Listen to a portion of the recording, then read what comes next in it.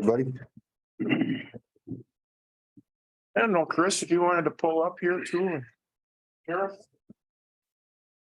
Pull a chair up. Somewhere. You can have it if you want.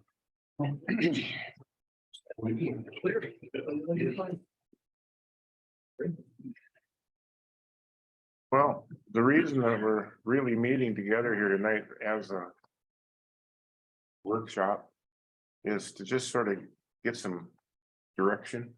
So we're all going the same path rather than everybody going different directions here.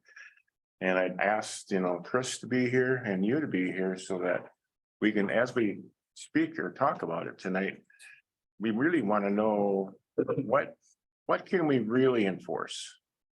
Of all this great big book of ordinances here. I mean, what's really enforced?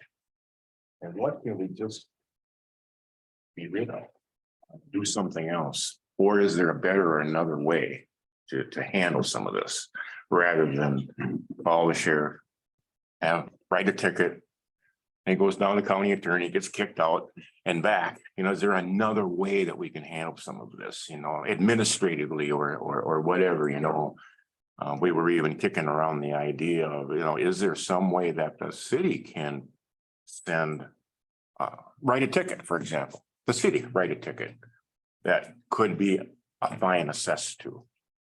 And then they would have so many days to clean up the mess or whatever, correct the situation.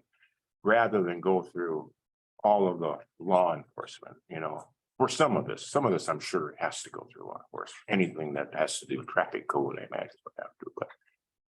Sure, if I can comment just real brief. You touched on a lot of really wonderful subjects and everything else of that nature. When you're looking at code enforcement, the city has options. It maybe not be options that you want to take. The code was written at a time you had a police department. Right. So you had a police department that was going to be able to go out there and effectively enforce the code. It would get prosecuted. I don't know that you ever had a city attorney that prosecuted, but the county attorney would take on those type of cases. The current county attorney has nothing to do with the sheriff's department, but they can write the citations, but they're not going to enforce code violations. It's just not what they see their job as being. And that's kind of pick and choose, and that's going to be up to even the sheriff's department. You have an elected sheriff that are going to kind of take a look at things. We can do administrative tickets, and that happens in a lot of cities where they look at doing that. And we can put stuff in the code that would do that. The problem is you just don't have the staff. You have enough work for the city clerk as it is without there being somebody else. I don't know how you add more onto that, even if you make that position a full-time position. If we had an administrative ticket, could we ever just have the sheriff's department deliver it? No. No? No. Okay. First off, the sheriff's department's not going to go ahead and do that. And secondly, that takes it out of the role of an administrative ticket.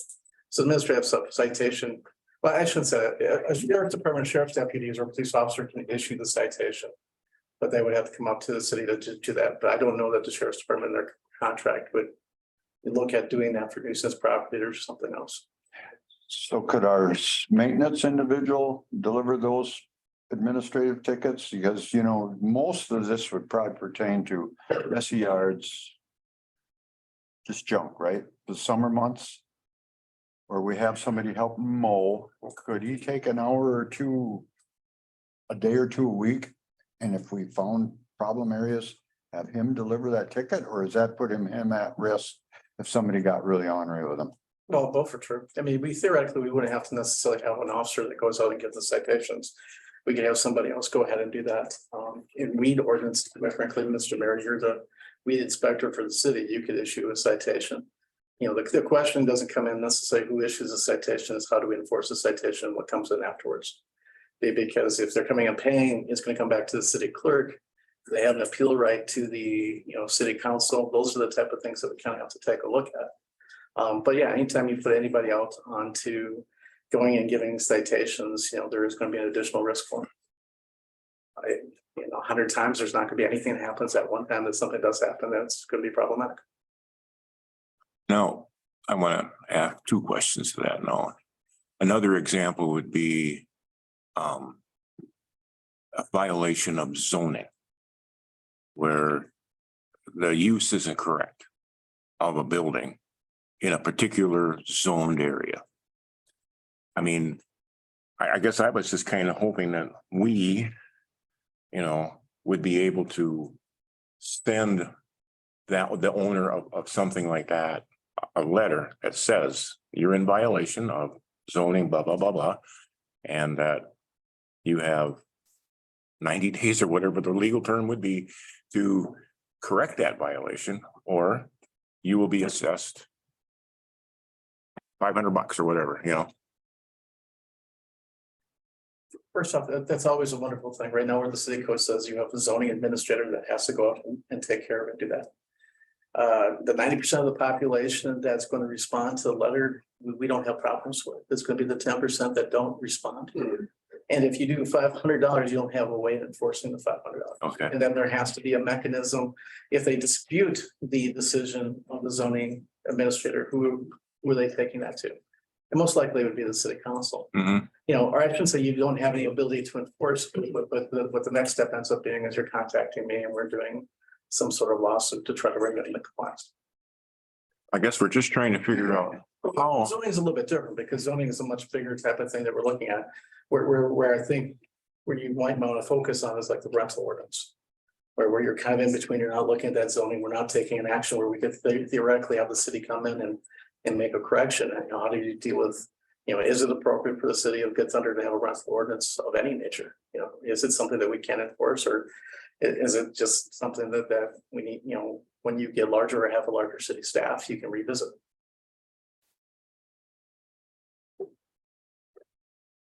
Is there anybody on the law enforcement side, like you have Bill's bondman, is there individuals that would ever, it wouldn't be a private investigator, but be an individual that would come to the city in small towns that would deliver stuff to individuals that are in violation? Is there any of them people around?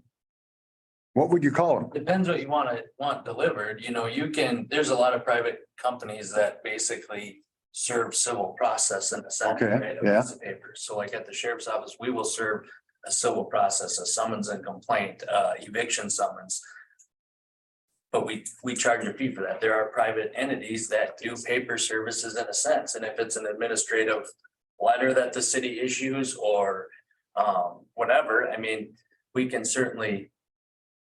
We would consider that like a civil process piece of paper. Does that make sense? And there's private companies that do that. You don't have to do it with the sheriff's office, and you pay their fee in order to deliver that piece.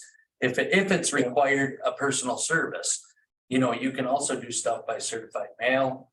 There's other options, and that would be his realm of what it would take to serve that or how to issue that.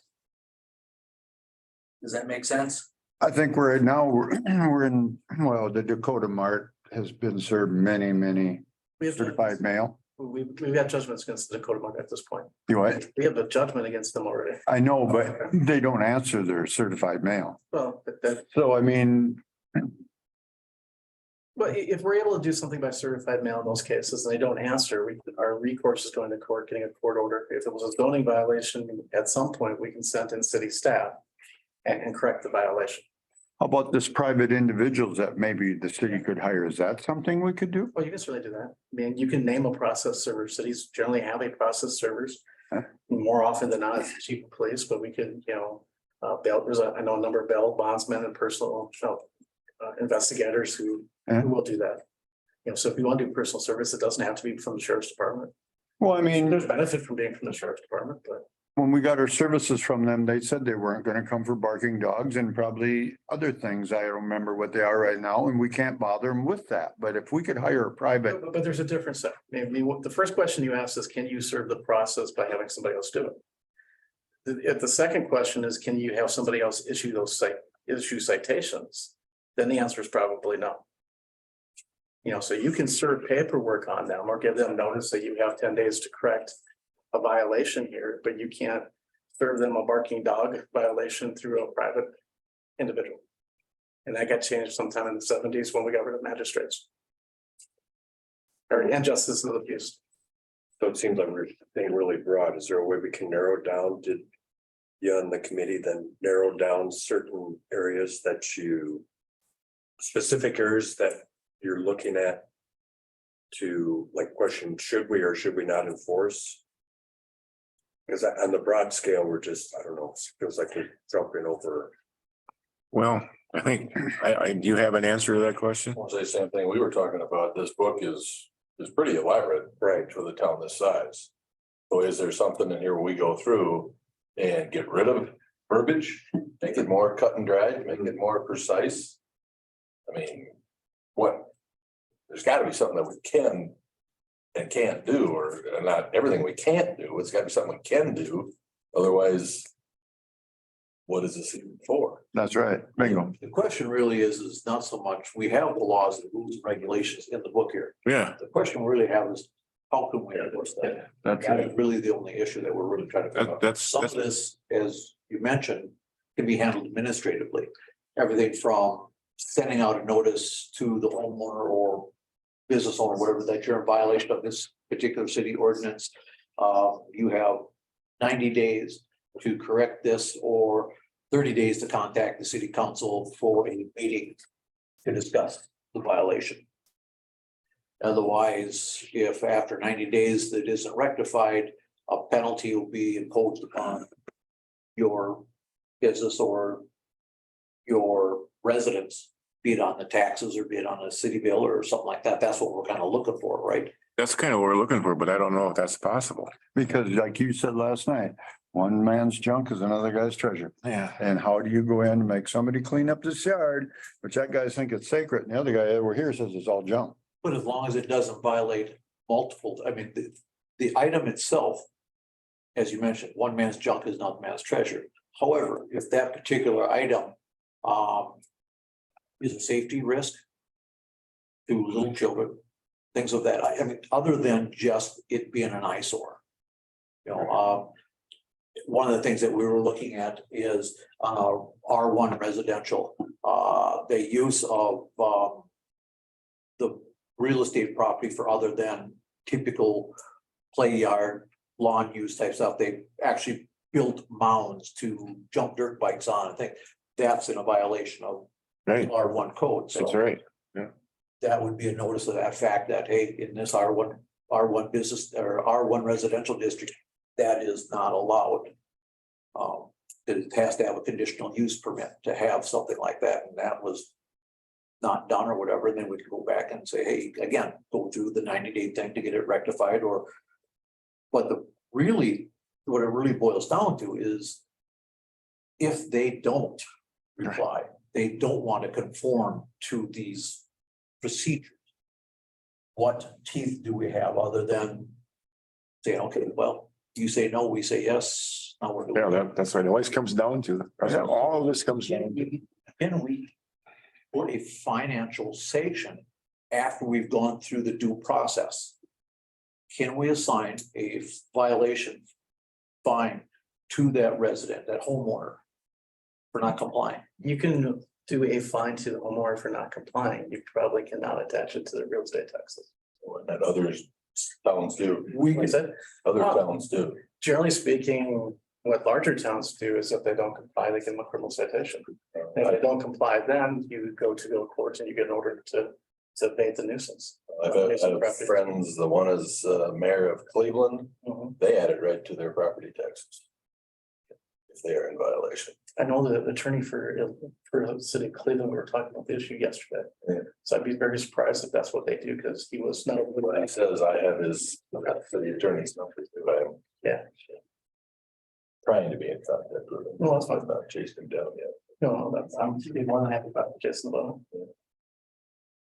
No, I could go back and take a look at the statute, but generally speaking on those type of things, we was board action. And then we have those type of things, because if we do go to court, you are absolutely right that the attorney fees and everything else gets assessed back to the property after you've gone through all that due process. So it's just a matter of how far along in that process you want to go. Talked to a council member in Mapleton. They've done stuff too, but again, the only difference they have that we don't have, they have their own police departments. Yeah, it makes it a lot different than on Yeah. the city attorney, so I'm very familiar. We had ours over the years too, and it never got followed through. Nobody ever wanted to do that job. Nuisance properties are, quite frankly, are always going to be a problem for cities. And they're very difficult to fight, because like Mapleton's a good example of that. There's some properties there that You know, at least 4 different times there's been actions where the police have been able to go in there and take all the stuff out. But 2 years later, we look at the same thing and we're starting. And they're paying storage. And sometimes they don't care, and taking a look at things and.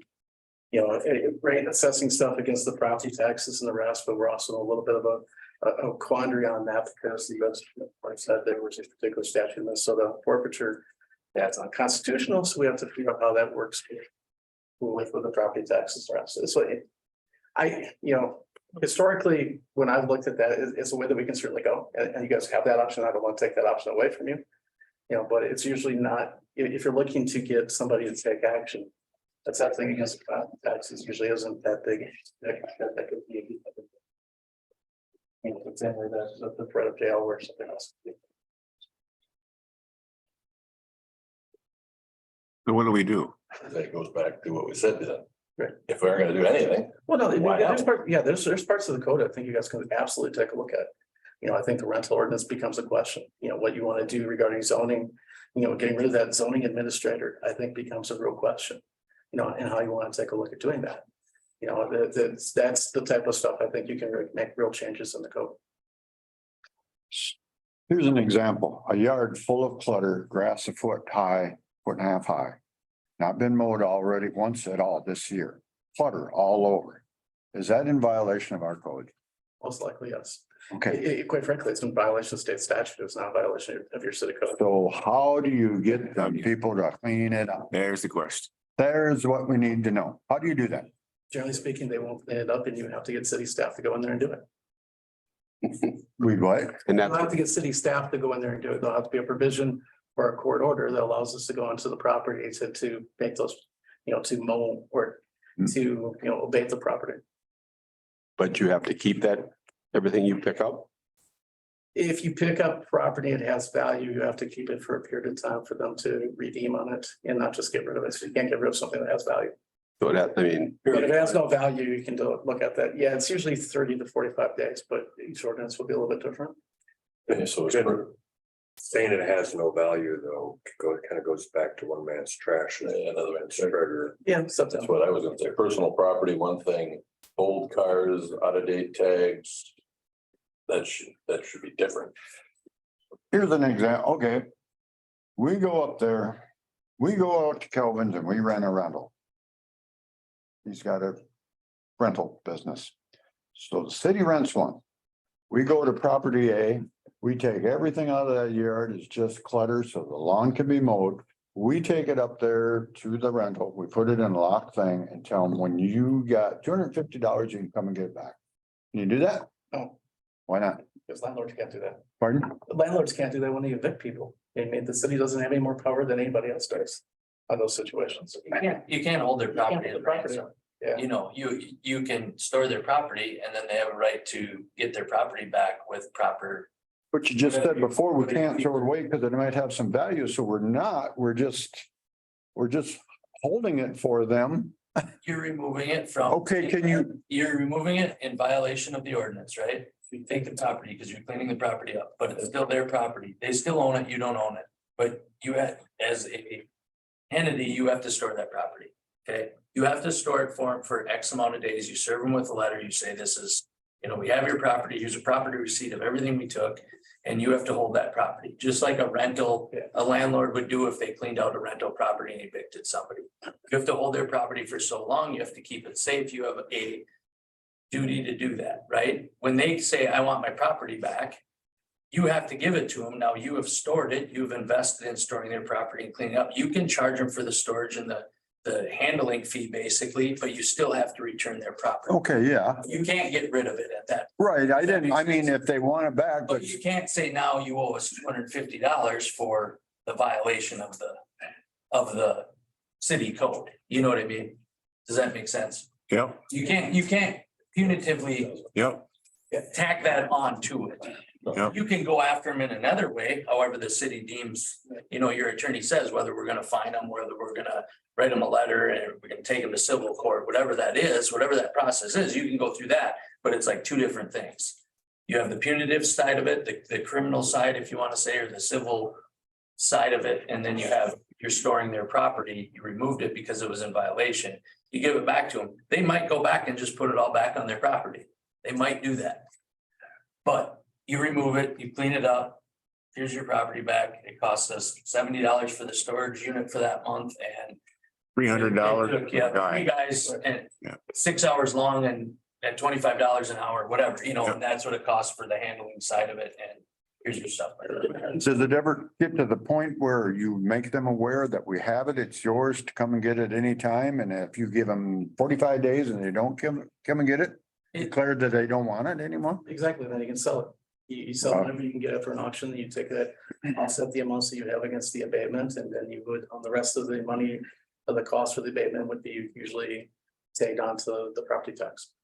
I mean, most of it, I think on certain properties is just laziness. They don't want to pick it up. So I mean, is that an option to put somebody's stuff in storage until they realize, well, we really don't need it? Well, thanks for cleaning up our yard and we're happy. Yeah, it's an option. It gets to be frustrating. Because generally speaking, before you can go onto the property, we have to get a court order. You know, either whether you get an administrative search warrant or we get a judgment against them. So how do you progress with that then? Do you have to we involve the sheriff's department then in order to get that to happen? On that part of it, I don't think the sheriff's department nor the county attorney's office is going to do any enforcement for you on the nuisance property. Not until the point that it, you know, violates state statute. So how do you obtain the court order? And we make an application to the judges, you know, if we're doing an administrative search warrant, we would make an application. Most likely the city clerk would be the party, where I drafted, the city clerk would be the party signing it and asking them to go ahead and say, this is what the process that we did, this is how long it took us to go there. Mapleton in that process, they're actually with a lawsuit that was part of that, we got a court order. So sometimes if you think it's a nuisance property, it's gonna be a continuing nuisance property, we'll get a court order. We have one in North Mankato where a person gets probably 60 packages a month from Amazon and other things online, but never bothers to open their door to bring them in. So there's food stuff and other things. You know, it's becoming a huge problem for the community. So, you know, we have a court order that says that anything sitting outside for more than 48 hours, it can be picked up, taken, you know, to the police department, is stored for 30 days. If she doesn't pick it up, it gets sold. Yeah. So nuisance properties are always going to be difficult. And I'm not sure that your code has real problems with how to do that. You are right to think about enforcement and having the manpower to try to enforce those type of things. When you have a property and you have 3, 4 surrounding properties, and this one is nothing but a total disarray and a mess. And the existing people around there say, you people in the council are not doing your job because you can't get this cleaned up. How do we answer them? Tell them you're doing what you can do and you send. Yeah, but it's been the same thing for 30 years. Nothing ever gets done. Then the council's always gonna have to make that decision on how much they want to spend to try to collect, you know, clean up those type of properties and do something. There's no quick answer. If I was them people living around that property, I'd be mad too. The thing is though, is that somehow we have to initiate the process, Right. you know, and we say we need a court order. What does that take to get a court order? Does that take 100 pictures The or? process gets started much quicker. You know, what the process here used to be is you have the city clerk and or, you know, the chief of police that would go out and visit the properties and tell them that they had to do that and do once or twice. You know, it wouldn't have to be those, but you could have individuals from the Right. city that would go out there and make contact. And you know, 90% of the time, people are trying to be decent neighbors. It's those 10% of the time that you're gonna have to take further and further action. And that's the 10%. So in order to get the court order, what you're saying, as I understand it now, is that we would go through the original process like we've always done. Then if they don't respond, then we approach you and we get a court order. And that's all it would really take. That's what it would take, you know, I prefer the process in Nicollet County or Waseca County than Blue County, because the courts in Blue County are just slow on everything. You know, but we can try to get some things that are gonna be kind of sped up, and we can look at enforcement stuff on the nuisance portions of it. It You know, can. I don't think your nuisance ordinance itself is actually that bad. As to what is a nuisance, that's solely the discretion of what the council wants to determine that's gonna be. You know, what I like in having in there is if you have a card, you know, what I like is having things that are easy for sort of an officer or city staff to take a look at from the street and see whether or not there's a violation. Yeah, A lot of times we used to have code, and I don't remember your code, that says if you have an inoperable motor vehicle. I yeah, don't know how you tell that from the city street. You don't have your tabs occurring, and that's easy to see. And so a lot of cities will define any vehicle that doesn't have current tabs as a junk vehicle. Whether it runs or doesn't.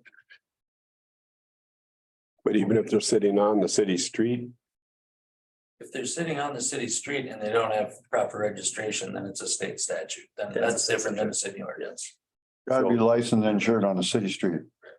That's a state statute. That's not a city ordinance. so that's something that the sheriff's That's department, enforceable, and if you have a problem with the vehicle, you call 911 and they'll dispatch a deputy down here and we'll investigate it, and whether they don't have current registration affixed to it or whether it's not registered, we'll deal with it accordingly. And if we can't get a hold of the owner and it's deemed abandoned after so long and it's not registered, then, we can go it, or, okay, whatever the case is, if we can get the owner and figure out what's going on with it and cite him, or whatever the case is, whatever the enforcement action that deputy deems reasonable, that's what they'll deal with. but that has happened to us and it doesn't seem to get taken care of. And maybe we didn't go through the right process. But if we know it for sure, we can do something like that. I mean, they'll leave it sit on the street for a long time. But that's the part the council can take a look at it, and where you probably have a little bit more enforcing it is if you can put restrictions on how long they can be parked in the same spot. And there you the people that park on the wrong side of the street constantly, That and the campers that are blocking the intersection, sitting there on the street right away and where the sidewalk would be. There's absolutely no room to have it where they got it. What can be done about that? It's blocking the view of an intersection. You can put language in the ordinance that would indicate where they can park, how they can park for the RV. I think that's it. We have that in there. Yeah. Yeah, That- That's in here. So the language can be there, it comes, like I said, more than. But then again, is that something that we would call law enforcement, or is that something we send a letter and they don't My update it? guess is right now, and I don't remember the city code specifically, my guess is that provision of the city code would make it a citation, which, because my guess is it's old enough, it was there when we had the police department. And that they would have issued citations on those particular matters. Like parking, if you wanna, just parking, if you wanna know what the sheriff's office would deal with to set it apart. Under Minnesota State Statute 169.34, which is the parking statute, so it specifically says on a sidewalk in front of a public or private driveway. Within an intersection, within 10 feet of a fire hydrant. On a crosswalk, within 20 feet of a crosswalk at an intersection. Now it has to be a defined crosswalk. So there's gotta be, you can't just be, there's gotta be a painted line. Right. there, You know what I mean? Yep. And then there's other provisions, and you can look up 16934. I just Googled it. Okay. And it's there. So the state statutes are there. And if it's a state statute, that's something we're easily, we do that all the time, and the county attorney prosecutes those cases. Does that make sense? At least they look at it, whether they, dismiss it or however they deem prosecuting it is one thing. You know what I mean? It's no different than a speeding ticket. It's, Okay. it's a petty misdemeanor. It's. Okay. So, but now you can further that stuff with the city ordinance. You can make more. Now, I can't say that the county attorney is gonna prosecute those, Right. but We you can- can put that in your city ordinance. But if you look at the blanket state statutes, when you're reviewing your city ordinances, if they're in the state statute, I don't know that you necessarily need a city ordinance, other than you might want to reference city ordinance 701 parking follows all 169.34 laws, including and plus XYZ. Does that make sense? Am I correct in that? Yeah, you're correct. Okay, you know what I mean? So Yeah. it doesn't pay to spend a lot of time to rewrite this or to try to figure, if it's a state law, we'll enforce the state law. That's Okay, easy for us to do. If the systems are set up through the judicial system already, the bail amounts, the fine amounts are there.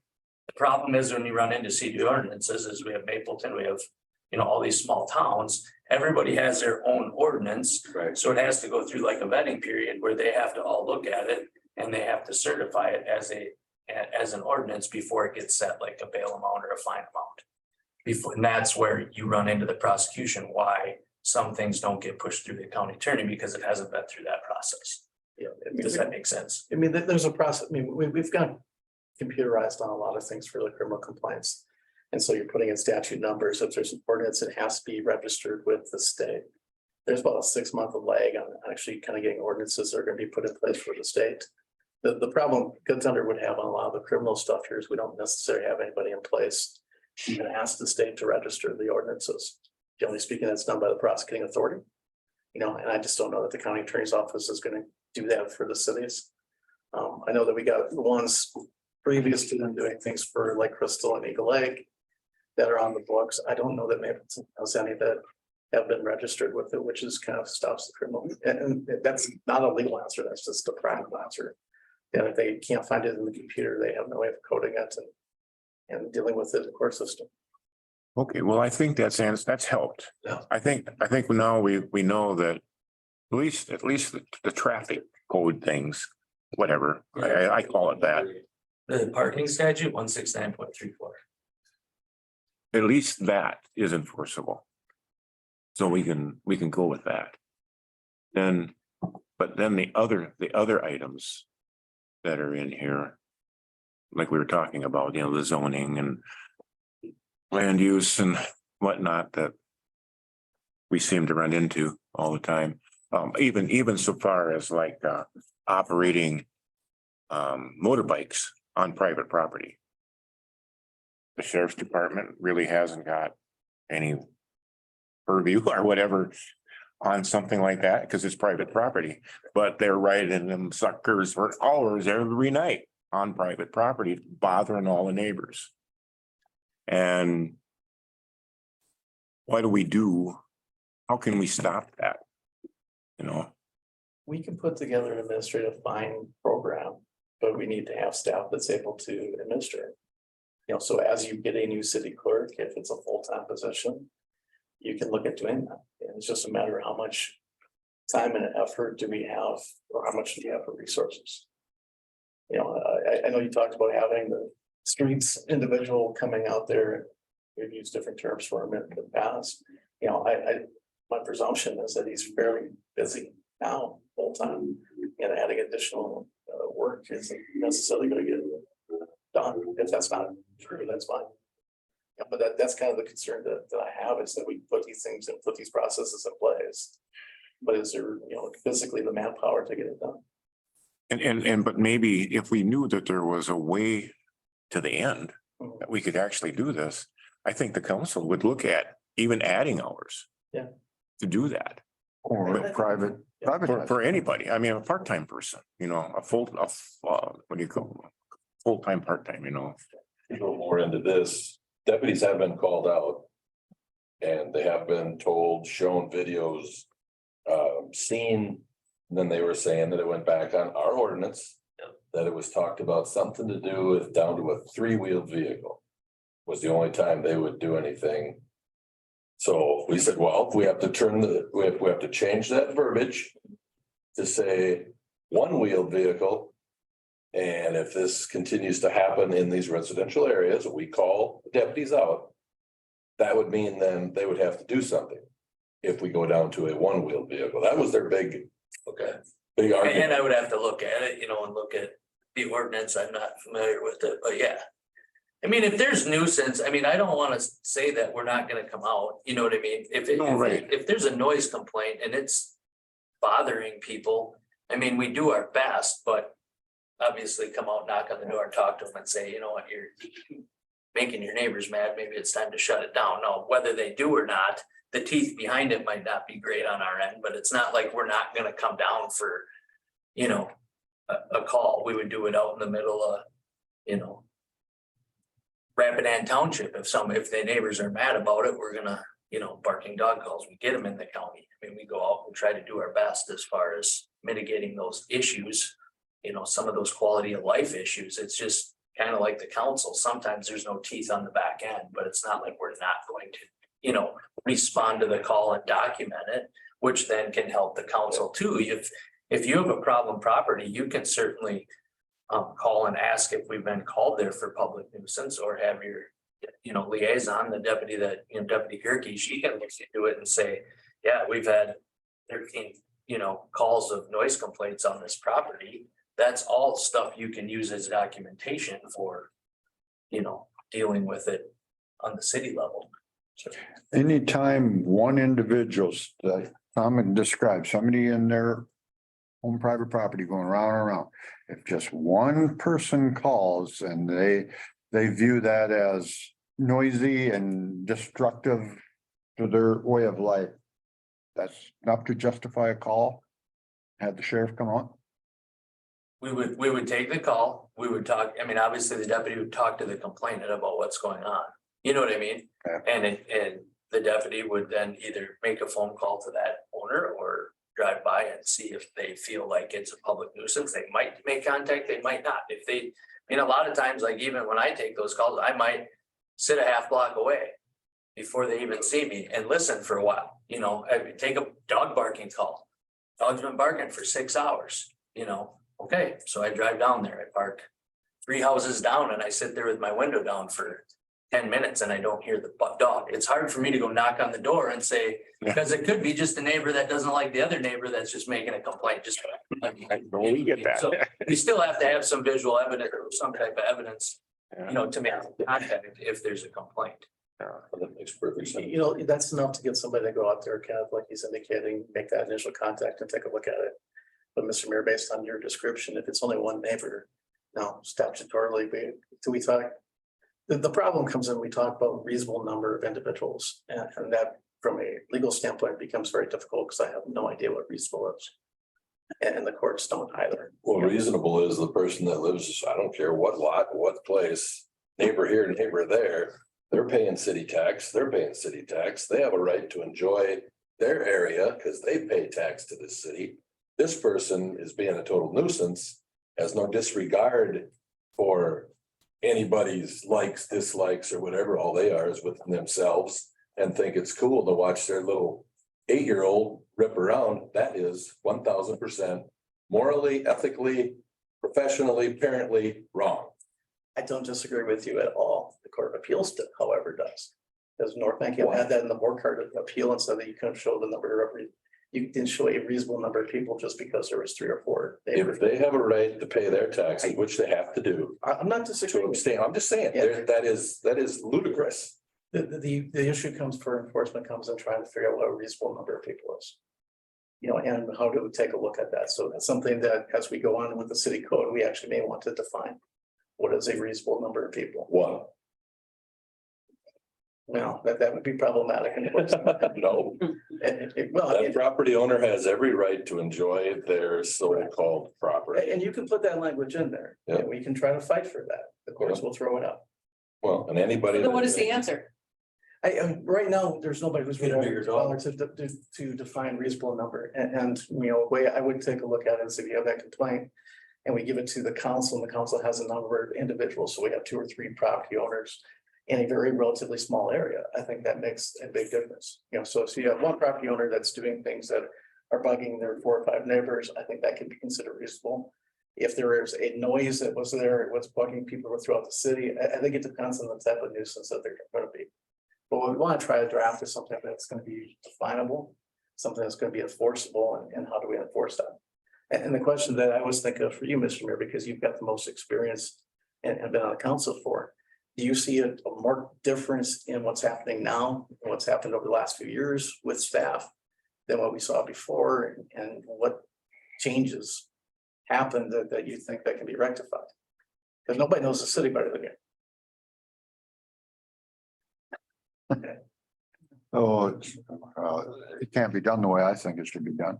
Well, I don't care how you think it should be done, but from what you saw from how it was happening and how it's happening now, is there? Well, we had our own police. Yeah. We had our own police, and well, I think even Tom will agree that when we ask them to go get this yard cleaned up, that's boring. They don't like to do that. They want to go out and chase cars. They want to go somewhere. They want to do something. And then we had the Tri-Cities and they'd come and get the car here and they were gone all day. And nobody ever seen them. And the same thing, nothing ever happens. And we just want to know You know, we got what, maybe a half a dozen really problem areas that are just, the neighbors don't like the junk. Or what's going on in the neighbor's yard, you know, I Yeah. mean, activity. Yeah, or that too. Yeah, How, I don't know how you, I mean, geez, I don't know how you fix it anymore. Because it might hurt somebody's feelings. Oh, God, so bad. Too bad. let's say you said something about, or if I remember right, the numbers of complaints or whatever, you know. If a person comes in and complains about their neighbor. Is it okay then if, at a council meeting, is it okay then for the council then to contact other neighbors around and say, have you noticed this? Have you seen this? Yeah. And if they say yes, we can use them Generally, as they're not numbers. The council doing that, but generally they would have city staff that would go out and see whether or not there's an issue there or not. Or would the problematic neighbor get the other neighbors? Is that what you meant? The problematic? No, I just mean, If we're given notice, and generally it doesn't happen in front of a council meeting, they'll give notice to the city manager, or the city administrator, city clerk, chief of police or somebody. And then they'll kind of go out and investigate, and they can ask neighbors. Neighbors can say they don't want to comment. Or don't want to get involved, which happens a lot. Well, Amboy's gal is an administrator, right? I believe she is an administrator. She's more than a city clerk, right? I don't know. I believe she's an administrator. But I don't think she goes out and handles these kinds of things. I don't know how they're getting them done. Maybe they're not getting them done either. I can tell you Angie and Jennifer, city administrators for Eagle Lake and Lake Crystal, do not go out and take a look at properties. But They do not. No, but they both have police departments and have street staff. But we don't, Here, the street, you can send out your street person. If he has some trainer, take a look at that and make those kind of decisions. It's just a matter if that's the best use of his time. So getting back for the city to hire an entity, an individual that would come and provide 4 hours a week for something like this. Is that doable? As long as you're not giving them any law enforcement powers, it's doable. Right, but I mean, to go out, search out the, As long as they're not going onto people's property without a warrant, they're just staying on the streets or on city Yep. public property. They could theoretically take a look at that. The problem you may have if they come back and give you, these are the problem areas. If they have something that's very specifically a violation of the ordinance, it's probably something we can easily enforce. The question comes in is once they get that information, what do we do with that information? Are we giving it to the city clerk to send out letters for registration? Are we doing administrative citation? At that point, we're creating, a police department of some sort.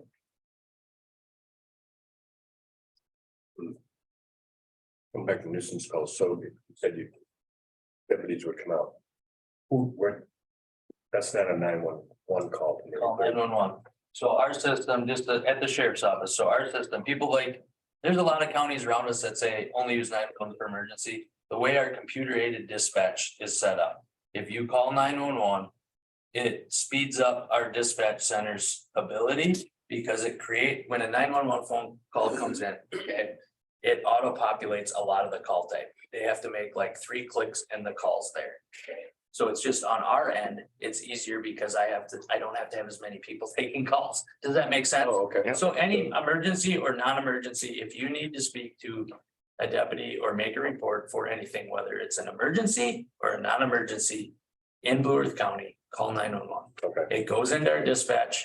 They will get your information. They'll ask you a lot of questions, but a lot of that from your phone information automatically auto-populates. If you've ever called 911 before under that phone number, all your information is going to be in there when that phone number comes up. They're going to say, is this, Tom?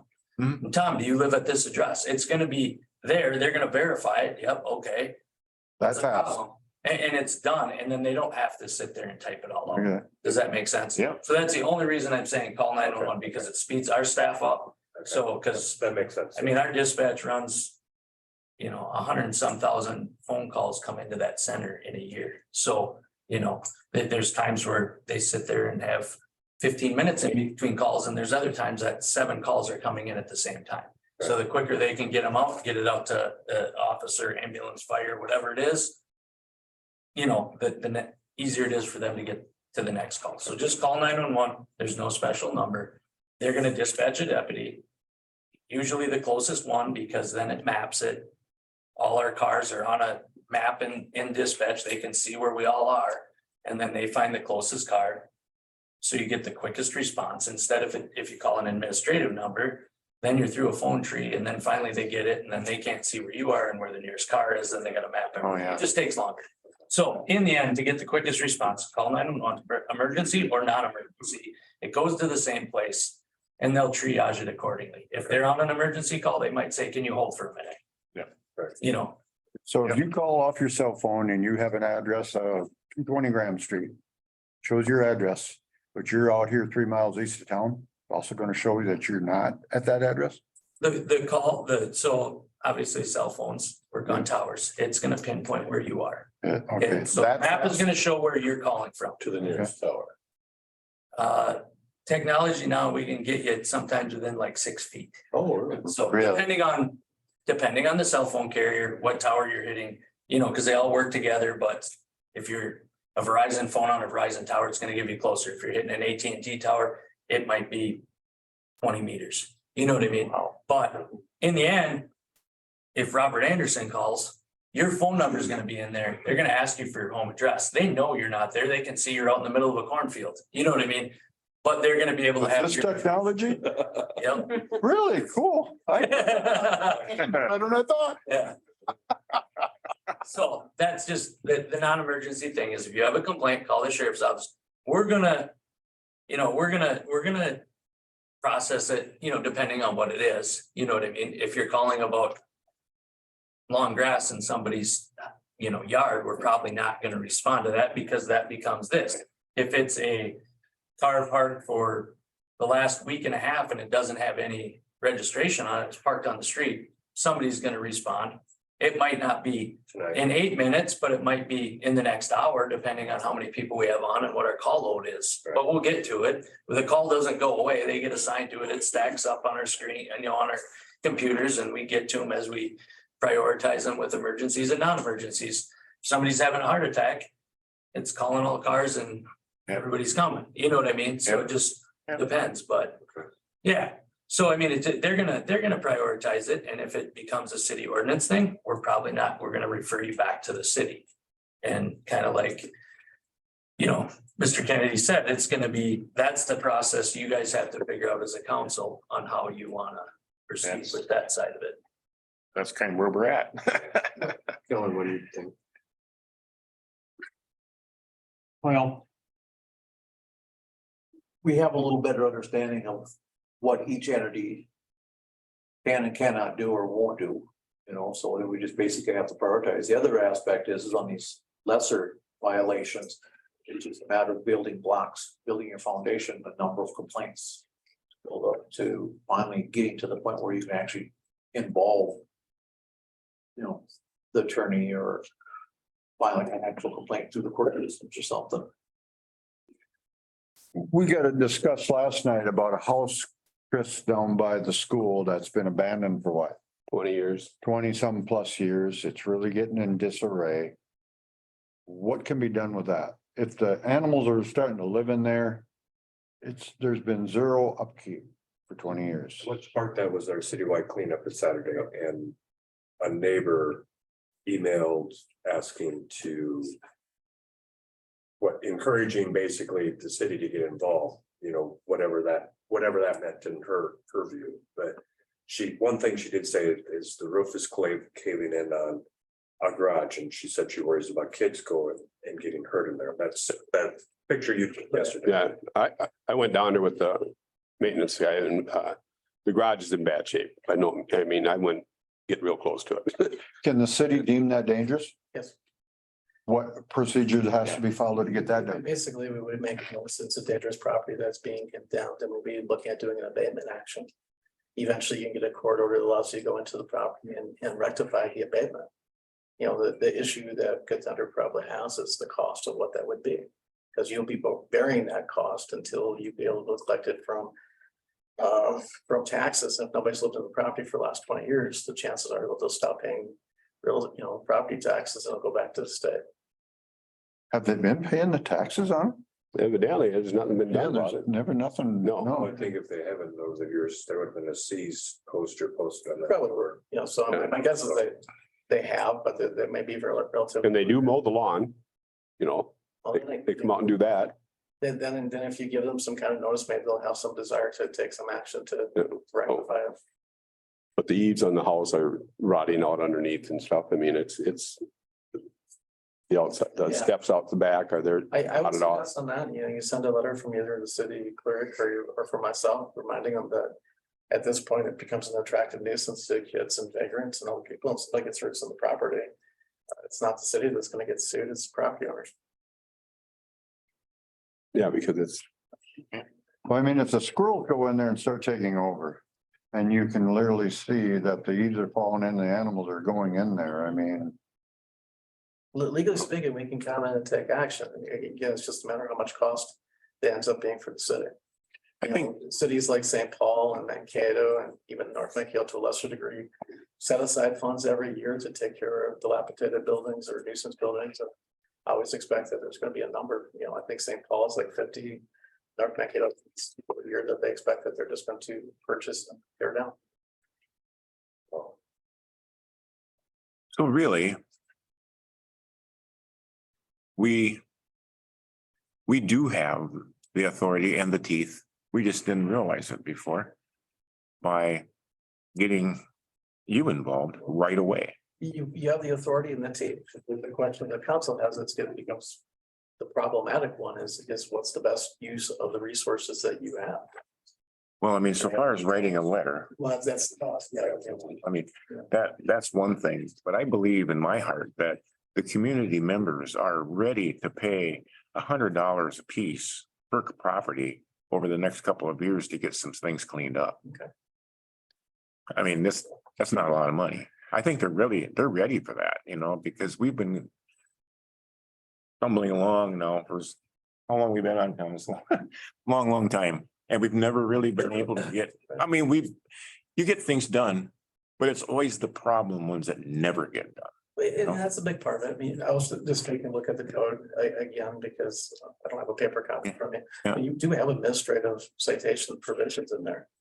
I think one of the issues that you have with the city code is, you know, I'll take a look at the sections when you guys ask me to take a look at the sections or kind of go from.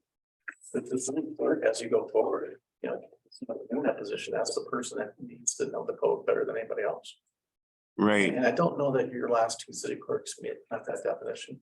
I agree with you, and that was kind of our problem and kind of our. Holding back, with one of a better word, I guess, you know, from enforcing, but yeah, often in here it says the city clerk is the. Person who goes out and.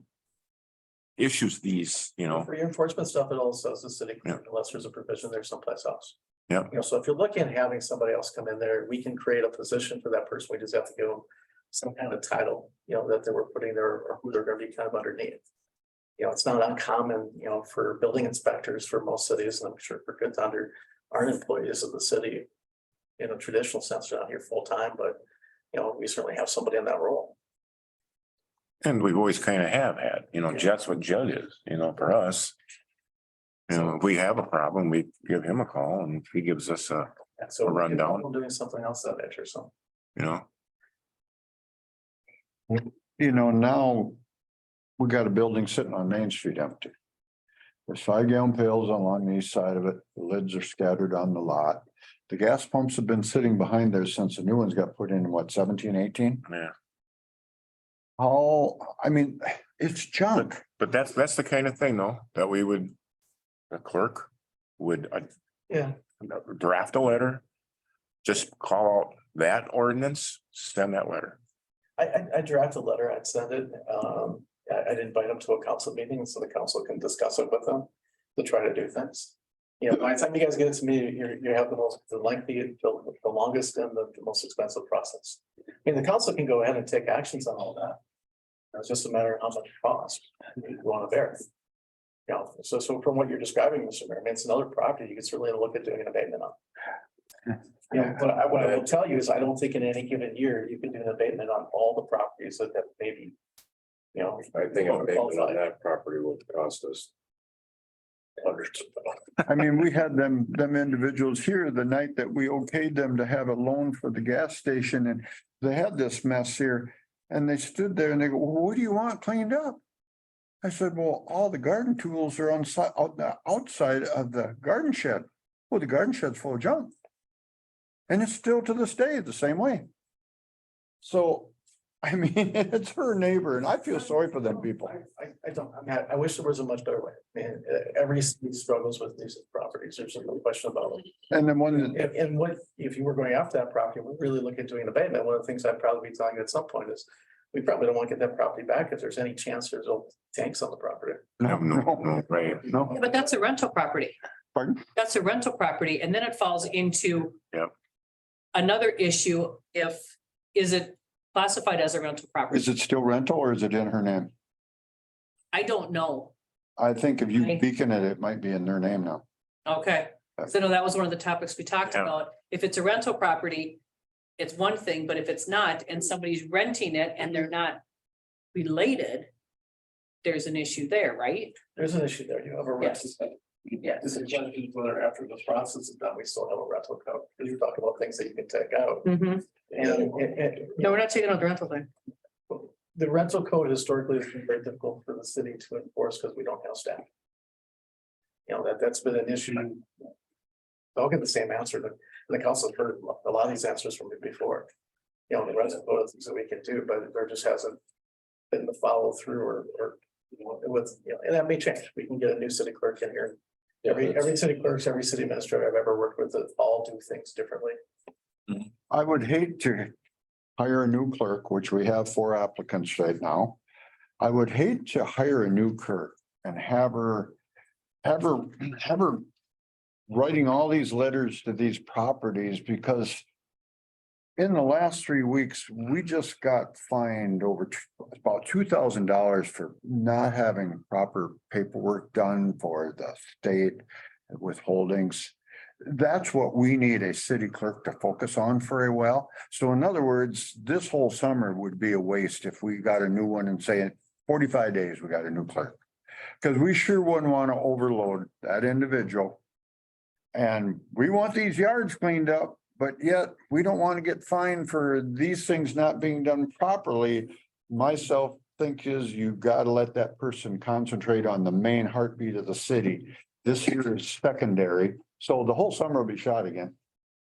I don't disagree with you. I think that's kind of, is a, you know, that's a different discussion than what we do with the city code. But I do think when you get somebody in here that you have to expect it's gonna take them. And you know, you're gonna want it to take 9 months so that they get their feet going and. Yeah. You're gonna want to make sure whoever you have in here that you're reviewing the position and the person for 3 months to make sure that person's still working for the city. Because in the last 3 weeks, we got fined $2,000. Yeah, I wasn't aware of that, I'm not shocked by that, but. So, I mean, One was. you know, we can't overwhelm a new individual. I think that's agreed upon. I If we mean, work that's, on this now, by the time that city clerk gets comfortable in the position, we should have this up and running where we can just. Whoever it is can just take it and We run. work for 2024, probably. Well, I'm just saying, you know, at least we have a goal, you know? No, You've got this much work done. You gotta start somewhere. yeah, And that could be the answer that you give back to the citizens, that this year you're working on the code. So you can make it so it's easier to enforce, and then next year you're gonna be looking at enforcing it more. And the council can also look at whether or not, you know, you're smaller, but it doesn't mean that you wouldn't wanna look at having a planning commission or somebody else that. Would be there to help advise the council, so you're taking some of the things off. the plate, That's- take a look at the property. You're absolutely right. And that's where these people come in. Well, that's what we can look at. I mean, that's, these people have done a fantastic job. I don't know how many meetings we had. I don't know. I want to guess, but you know. Yeah, public involvement. This is the first public involvement we've had in. Can't long remember. time, long time. We had a planning commission years ago. Yeah. That just went down, nobody ever, and then we had, there's no community involvement in Good Thunder unless it's pitching. And then we got 700%. We got a lot of that. And Ron and John are gonna go out and look at problem properties tomorrow. Can John on his working as a intern clerk right now, does he have the authority to write a letter and send out or not? Yeah. That's, Yeah, you're. I mean, do we take pictures of all the? Right, yes, I had never remembered. The planning commission was here, but your code does have a planning commission. Yeah, it sure does. You know, so enacting that and try to get people on that may make some sense. Yeah. To help the clerk if we have things, so we're Yeah. dividing up things and looking at things, because then what the council gets to do is you get to act as in that quasi judicial area. You know, so if the clerk goes out and gives a citation, somebody wants to complain, you know, it can be set up where the council's making the decision rather than running to court or someplace else. So, I mean, like I said, we're gonna go out and, you know, take some pictures of these, but some of them are the same ones and they're not gonna do anything about it anyway. Still send them letters. I think you need to send letters in. We have to, I No. mean, at least you've got, That's what I mean. I just wanna You gotta do- clarify at it. least we're making an attempt as a city. Otherwise, you know, Some of them are just cutting grass. I mean, that's. But when you're getting into the junk area, that's, but now the city can't go in and mow a yard, is what you were saying before? I thought they could go in and if they gave them the infraction or the violation letter, whatever. And if they don't rectify it, the city can't go and cut that grass and charge it, because there was something in the ordinances. That the city can cut it and then charge them. Yeah. So is that enforceable? There's a fee written. I'm gonna be really careful on this. Most cities have an ordinance of that nature. Most cities go in and enforce their ordinance. So most cities, including Mankato, will go in and mow the properties if their things are not done in a timely fashion. If that were ever to go to court, it is likely that that would be problematic in a court system. You know, that they wouldn't have the proper notice, wouldn't have anything else happening. Unless you can show that it's weeds, something that's noxious. Those type of things, you know, you have much more ability to go in and do something better. As a practical matter, though, I've not seen any city ever really challenged on that. You know, so if you do that, you enforce it, you know, it's just a matter of if you get the wrong property owner, where it would be an issue or not. Again, I think the community is ready to. Or is it better just to knock on that door and say, hey, your lawnmower's been sitting there for 3 weeks, it hasn't moved, would you like me to mow your lawn? I'm not close. if the, So, individuals can You always know, go I ahead and do mean, that. so I'm just. But no, I think, saying, I think it's a practical matter. I think you follow what other cities have done. And you give the notice, if they don't do it within the 10 days, you go on and then you assess it against the property. if the city doesn't recognize no mow May, are they in violation of city ordinance? Asked. What's that? If the city is not. What it was. Recognizing, no, Recognize no mow May. Is that individual that doesn't mow for the month of May because of the bees or whatever, in violation of the city ordinance? Yes. And even though they want to not mow in May. We can still make them mow?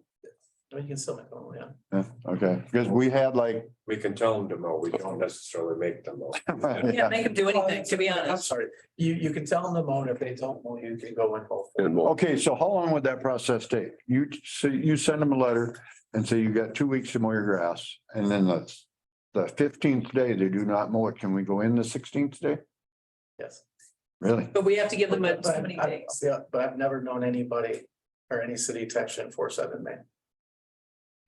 Well, They just don't enforce it, but it is enforceable. It's But enforceable. the cities choose not to enforce it, is what They you're saying. generally choose not to enforce it at the beginning of the summer. North Mankato made a public service announcement saying that they were eliminating their statutes for the month of May, so people didn't have to mow in May. it's just,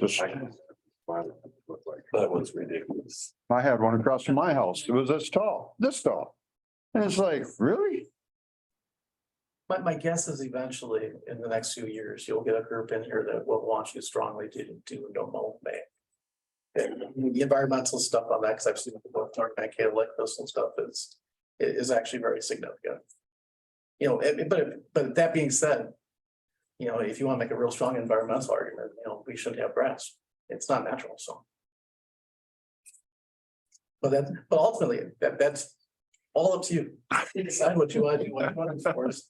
You know, And that's- just tell me what you want to do. And that's good to know because, you know, we just kind of wanted to know and going through these ordinances, what can we enforce? And this is helping. I mean, Are we just sitting there spinning our wheels? Yeah. with no gain.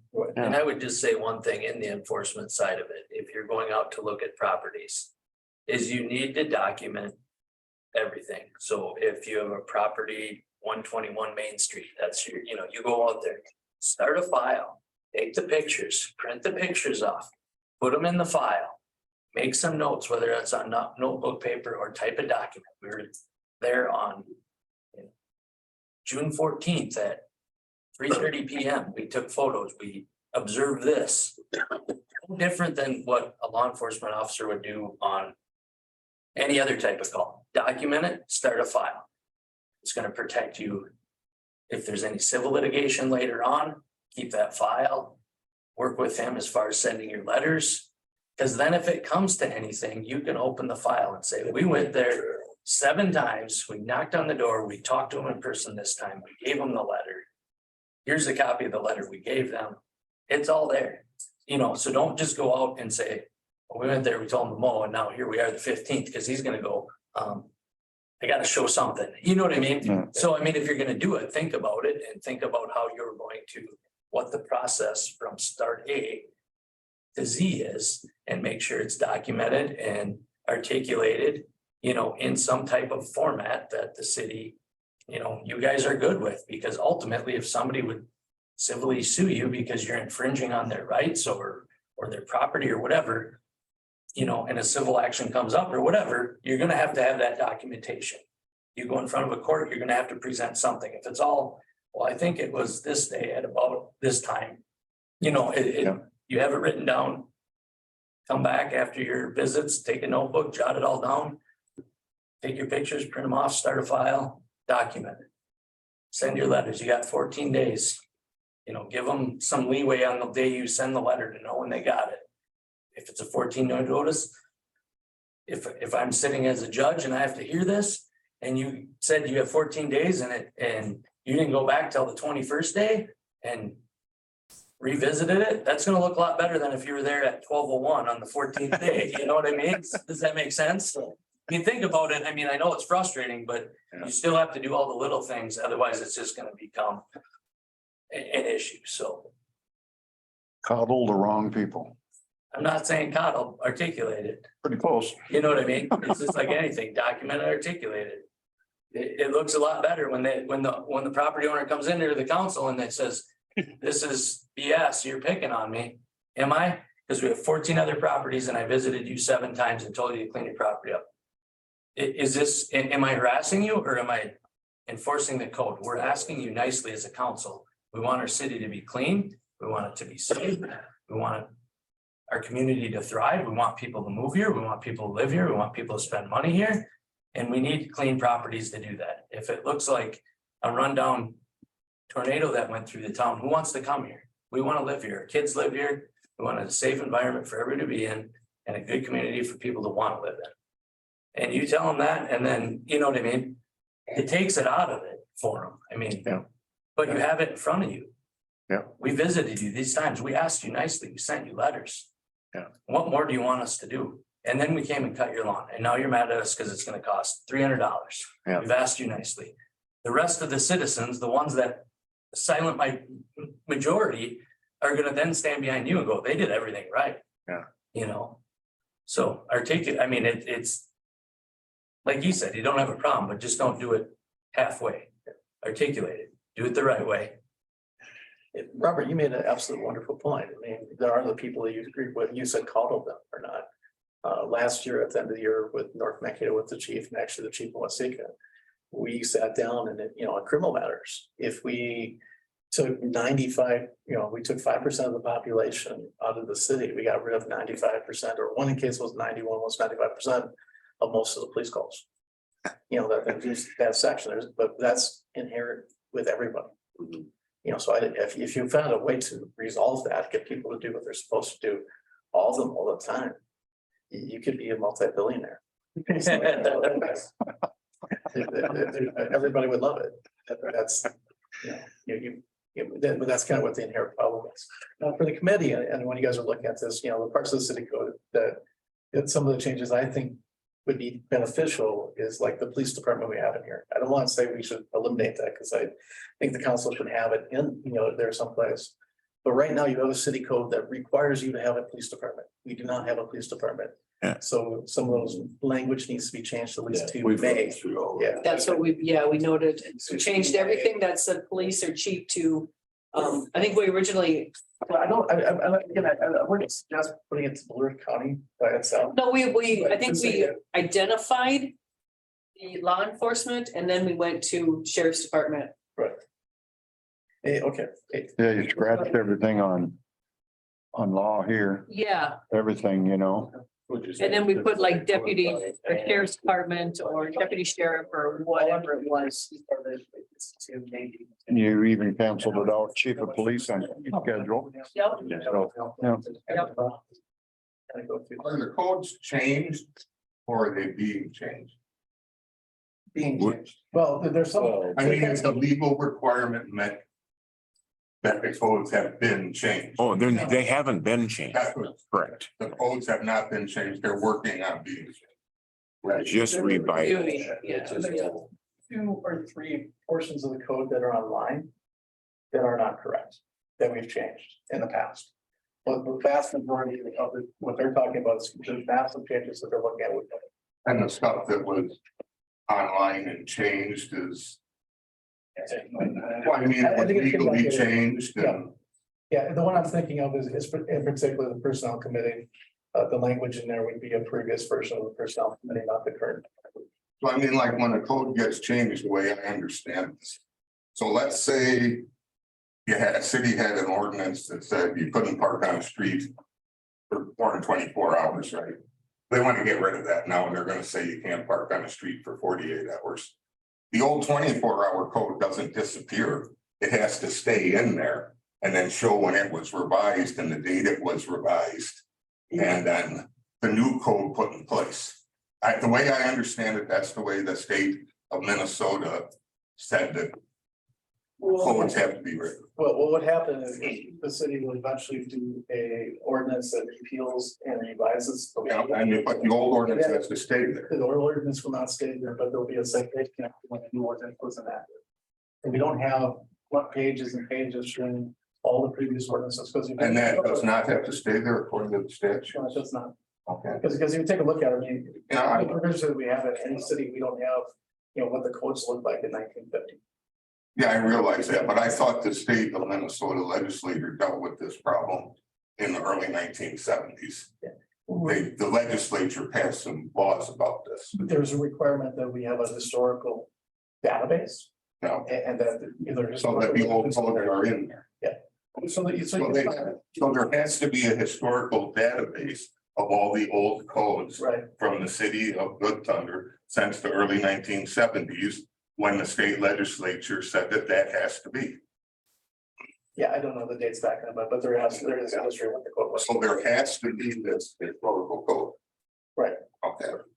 So like right here, they scratched all the 32.02 chief of police. You know, they struck all this language. Right. And then they put it under 70.04 sheriff's department duties. Yeah. And my preference on that particular one is that we would change it so that it allows the city to have a police department.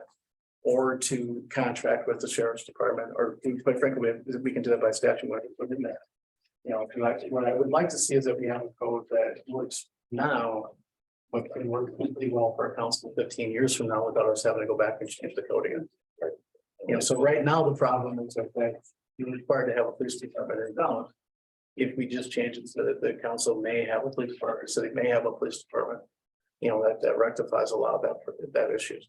Okay, we were under the impression that we by statute had to have a police department. You have to have a police department. Well, you can contract with the sheriff's department to act as that part of it. Right. And I don't think it's large enough for the police department.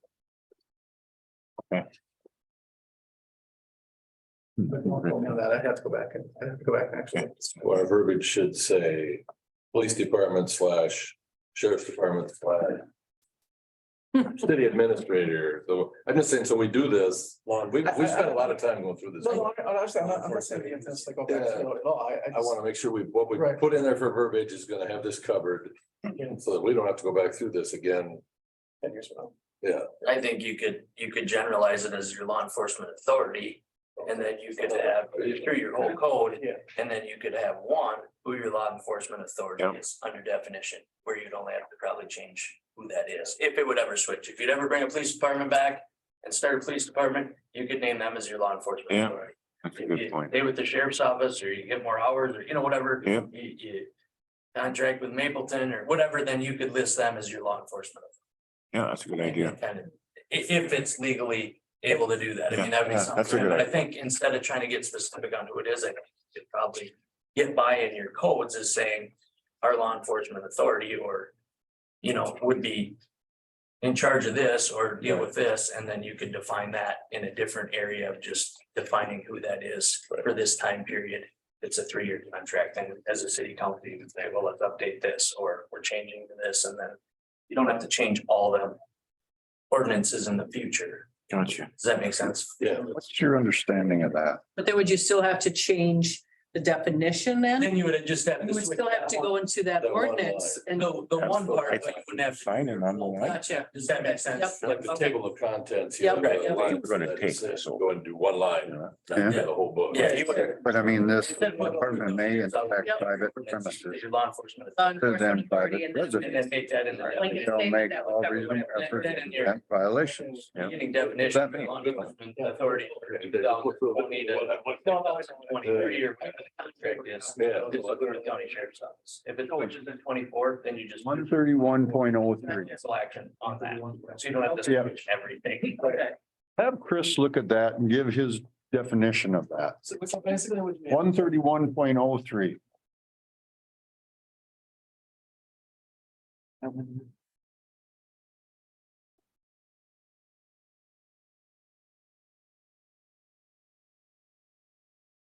I just want your definition of what that all means. 131.03.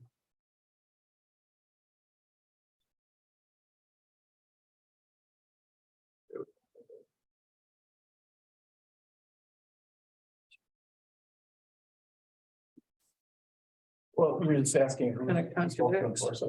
Pardon? You're just asking who's supposed to enforce it. Well, I mean, what does it mean by premises and, A premises just means the property that's owned by the individuals. okay, So it indicates that the problem you have with the sheriff's department shall enforce the provisions of this chapter is you don't have the ability to use the word shall with the sheriff's department.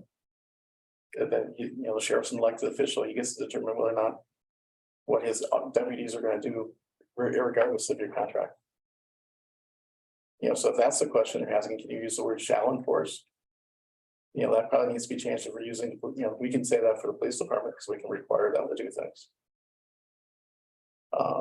So it should be may enforce. Yeah, I mean, the sheriff's department may inspect private premises other than private residents and shall make reasonable efforts to prevent violations. It's good verbiage, but I don't know what's reasonable efforts to prevent violations or what they would do to go do that. And I don't know that the courts would find much difference between a private premise, private residence. If in premise we're discussing it and saying that we can see something from outside the street or what you can see from a neighbor's yard. And see a violation, that they can certainly do that without entering the house or entering a shed, that's perfectly fine. If we're thinking private premises is more than, that somehow that the sheriff's department or the police department can go and take a look at a shed, I think the courts would have a problem with that because they won't let people go and take a look at nice houses. You still can't violate their. I mean, it's not the right privacy. I mean, Yeah. it would still. So you can see something from the road, Yeah. you know what I mean? Then even if that gives us the authority to say. We can go in there, we still can't because we still can't violate their rights. Does that make sense? Now. Yeah. Depending on that, we could write a search warrant saying, we saw this code violation inside the garage, blah, blah, blah. I mean, technically speaking, could the sheriff's office then write a search warrant to enter the garage and investigate it further, depending on, the judge would look at it and give us, if we had probable cause.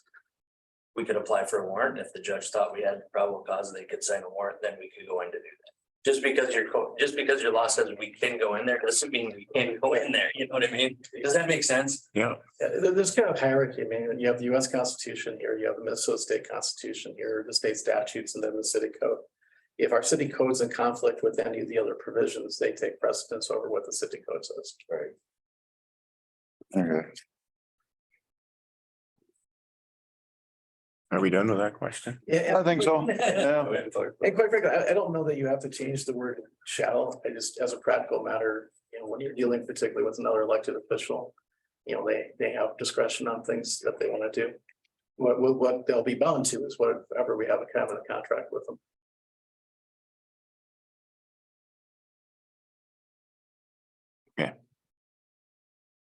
My question is, we have, somebody sends a letter. Complaining about property. And. We've always been very careful here to not divulge that name. Up here. Isn't that wrong? Should we? I mean. Should we read that letter, that complaint letter? Into public record? And say the name? Would that help us?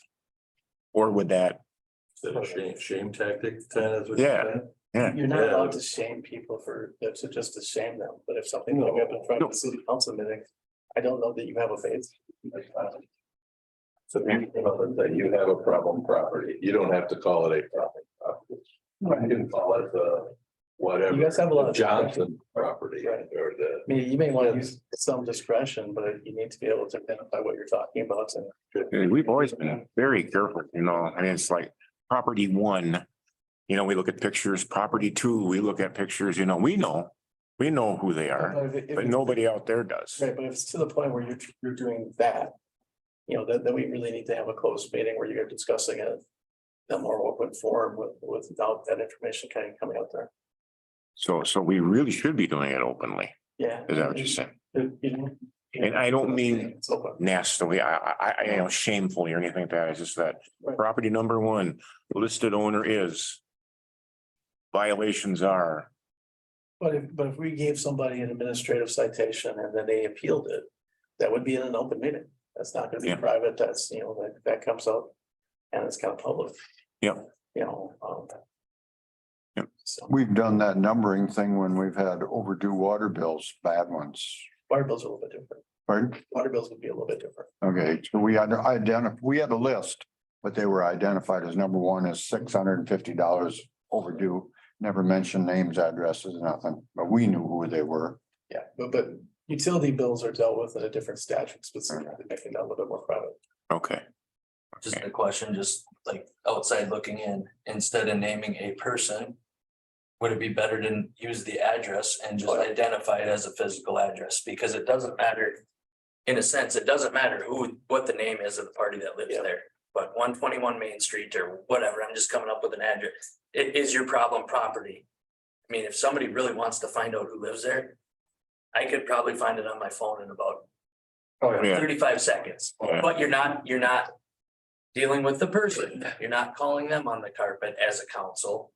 You're identifying the property as the property. That's where you were called to, dealing with whatever the case is. It's the property that you're after. You're not after the person. You're after the issue at the property. I wholeheartedly agree with that. That's a great suggestion. And thinking about it, I think that's probably how it's dealt with in most situations. okay, well, we never You know, a really lot of done that. times, you know, other, in larger communities, you know, where you have like more active student clerk. A lot of those issues don't come up to the council, or they be dealt with in the planning commission or someplace else where, Right, you know, that it's not quite as public. right. I think most people would just assume it wouldn't be public, but you know, you get to the point where you have to, Right. we have to talk about it. But theoretically, you need nuisance letters that you send out, you know, if somebody gave you a data request form, you're having to provide that information.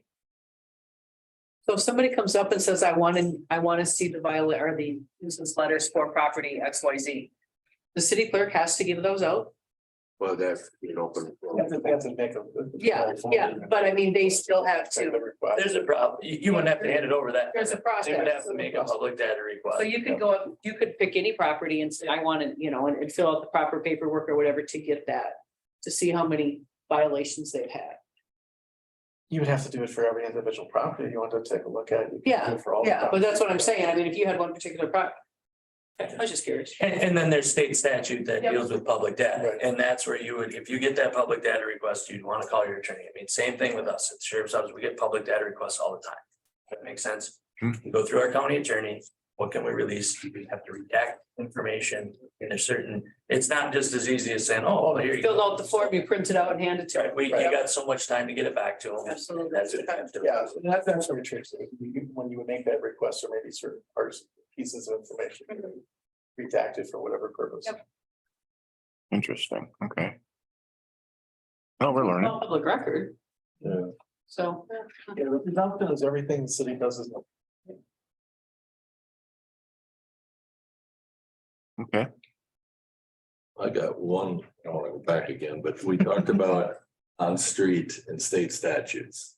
With vehicles, with whatever, we've not talked about or covered on the private property unlicensed. Fire taps in intersections.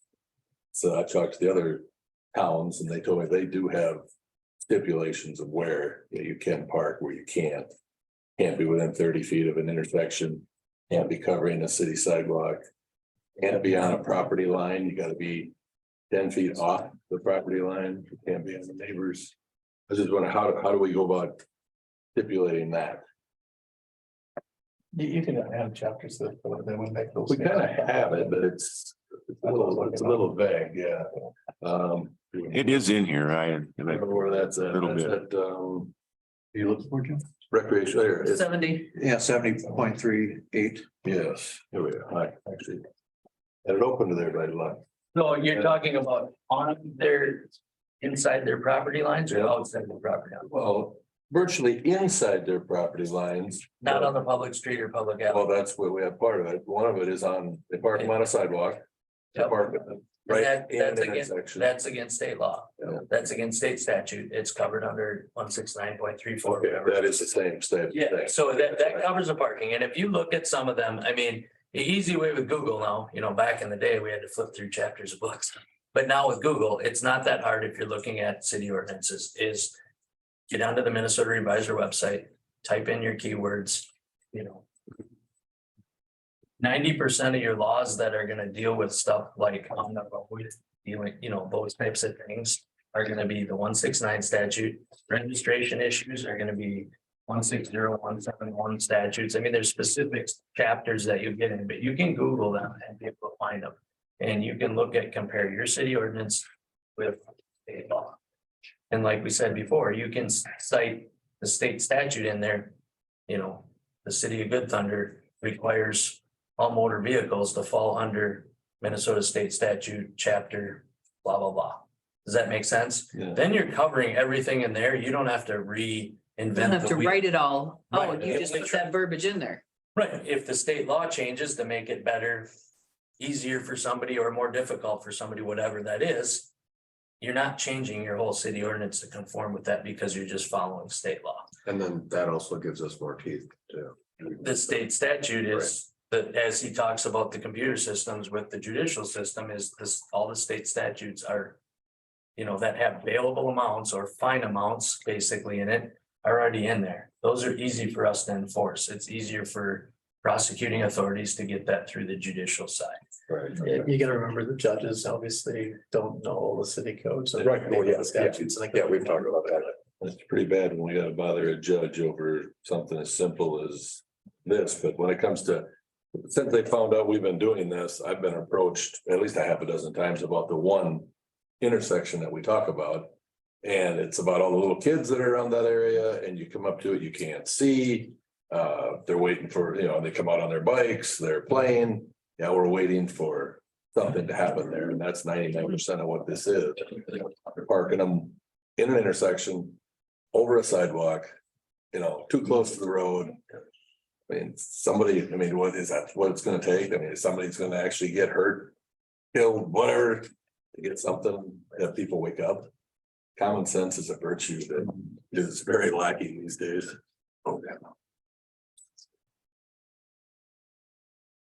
okay.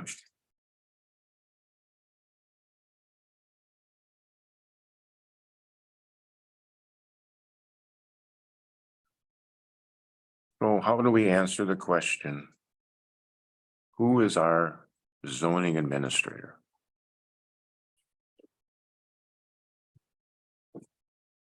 Well, first off, yeah. I think you have. Few options on that. We can have an individual that we're just naming, the council just names somebody to be your zoning administrator. As such, you can do that every year, or that may be the same way we would do a building inspector. So we have somebody independent that's coming and doing that. Or it's the city clerk. I don't know that there's really any other options for a zoning administrator on that. Because it really can't be anybody on the council, because eventually you're the ones who are gonna be making a decision whether or not, their initial decisions are correct or not. So that's one of the quasi judicial roles that you guys both have. Okay. I was thinking, who else could we possibly have doing that? It would never really make sense for anybody in law enforcement to do that position. And I don't know that it makes sense to have the street superintendent or streets worker. I like using superintendent, you guys know that for other reasons, but whoever's in that position, I don't know that they have the qualifications to take a look at it. So, yeah, I mean, that answers the question. Yeah. It's the city clerk. As a city clerk, I think you would be able to hire somebody individually the same way they hire your building inspector. If we had a planning commission, could the chairman of the planning commission be that person? Their advisory board to the city council, so it's problematic, and they're more that kind of quasi judicial or Okay. portion of it than to kind of the inspections. Okay, That being said, if you had somebody as the inspector and they happen to be on the planning commission, I don't know that that would be a huge problem. EDAs have bankers on them all the time, which would seem to be a conflict. I don't know of any planning commissions that have, they certainly have developers all the time, but I don't know any building inspector that's actually okay. on that, but that just maybe happenstance with like so many building inspectors. But for us, I mean, the logical answer would be the clerk. The logical answer is the city clerk. Yep, at this point, okay. yeah. Right. But which is what you have in there, it becomes very focused on who the person is in that job or not. And I do think you're right, if you have somebody, if you have somebody who's got a lot of experience that comes and takes this job, they're gonna come in with a lot of baggage of ways, things that they have done, things in the past, so kind of want to continue that, which may work, maybe issues, that's what we had with not the last city clerk, but the previous city clerk. Mhm. If you have somebody who's coming in and doesn't have a lot of experience, there's a lot of stuff to learn in that job to, Mhm. get up to speed.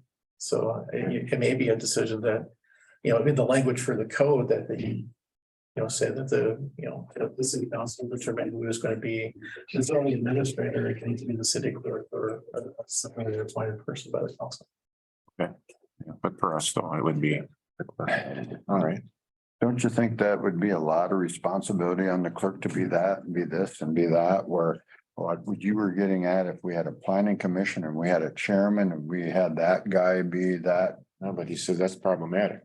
God, It comes down to like the part of due process, right? Yep. So you have like anything, you know what I mean? Like there's a process to appeal anything, right? If they don't like something that this zoning administrator says you're in violation, they have to be able to have the right to due process. They have to be able to have a board that they can come to appeal it to. Now, if your person is a part of that, your person doing the enforcement authority is on that board or part of that board, then then you're gonna violate due process, which then is a constitutional thing. Does that make sense? It would be like the judge enforcing a speeding ticket and then hearing the speeding ticket. That's why a law enforcement officer writes a speeding ticket. You have the right to due process to fight that speeding ticket. You go before the judge, who's no part of me, gets to decide, did I do it right? And is this guy wrong or did I do it wrong and this guy's right? Does that make sense? You have a third party removed in a sense, hearing that complaint or hearing that argument of am I right or wrong? That's always trying to explain, like, you can't have that person because they're part of this board. They're appointed by that board, but yes. Does that make sense? I find it problematic having this stuff all on the clerk, because we'll be going after number 3. No, and again, I think that's why we won't put language in it that would allow you to have somebody else do that. The question is whether or not you would be able to find somebody who's gonna be able to do that on a part-time basis that has that kind of experience. Right. For lack of better options, I think we need to have the city clerk as being the fallback position. Right. So is that something that you could do a part-time person under the direction of Oh, yeah, the city clerk? yeah, absolutely. I mean, if that were to, needed in the future or something? That would change the city clerk position completely though too, one thing, is that now you'd be making the city clerk a supervisory role. It is, I think to a large degree, it's already seen as being a supervisory role, it is a you supervisor. know, and I certainly. thought it was. Yeah, I think we're already at that, It technically is. you know, technically it's for the. You know, and unfortunately, we had this issue last year, it's pretty much the top position for the city at the point.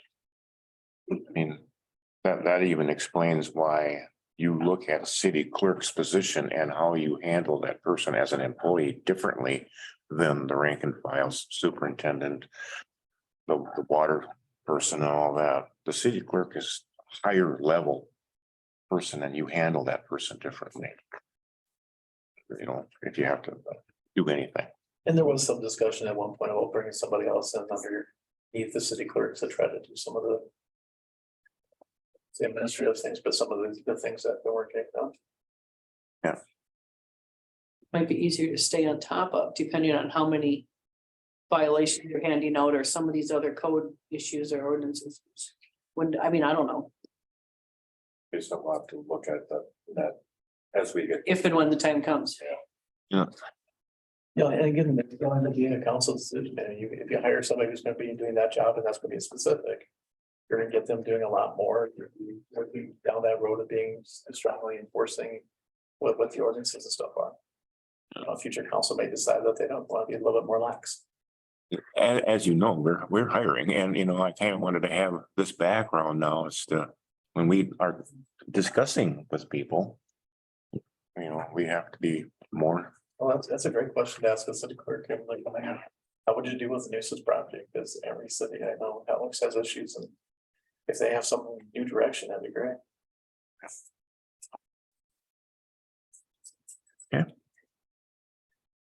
you guys got any more? I mean, I don't know if there's anything more that we really have to.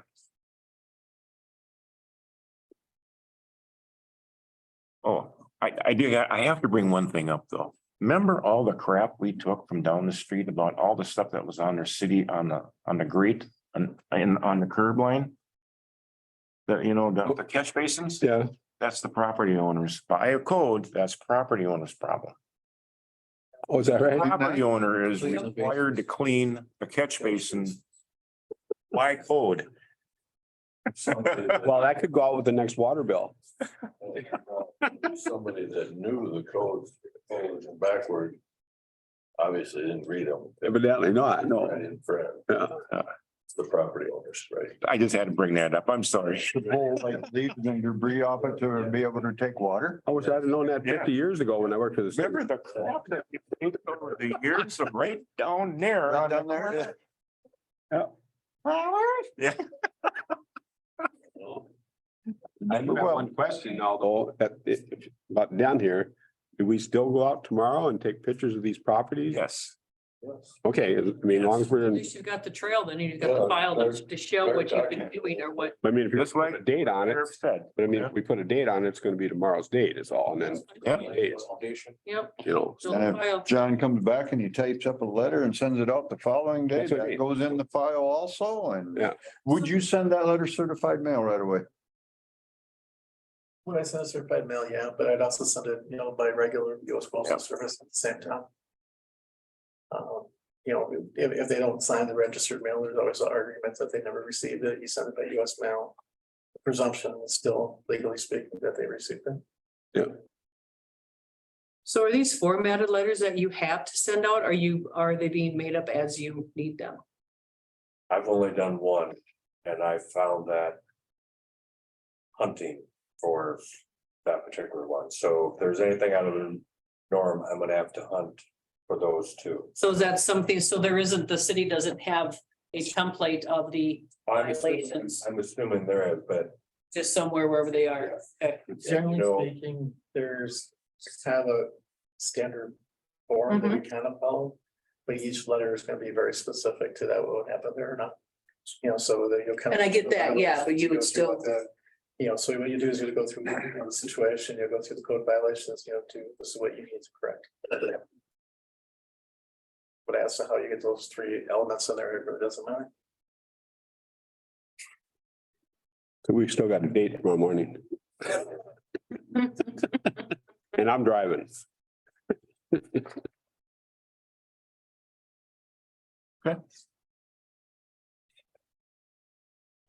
I think this has been very helpful. Oh, I did too. Very informative.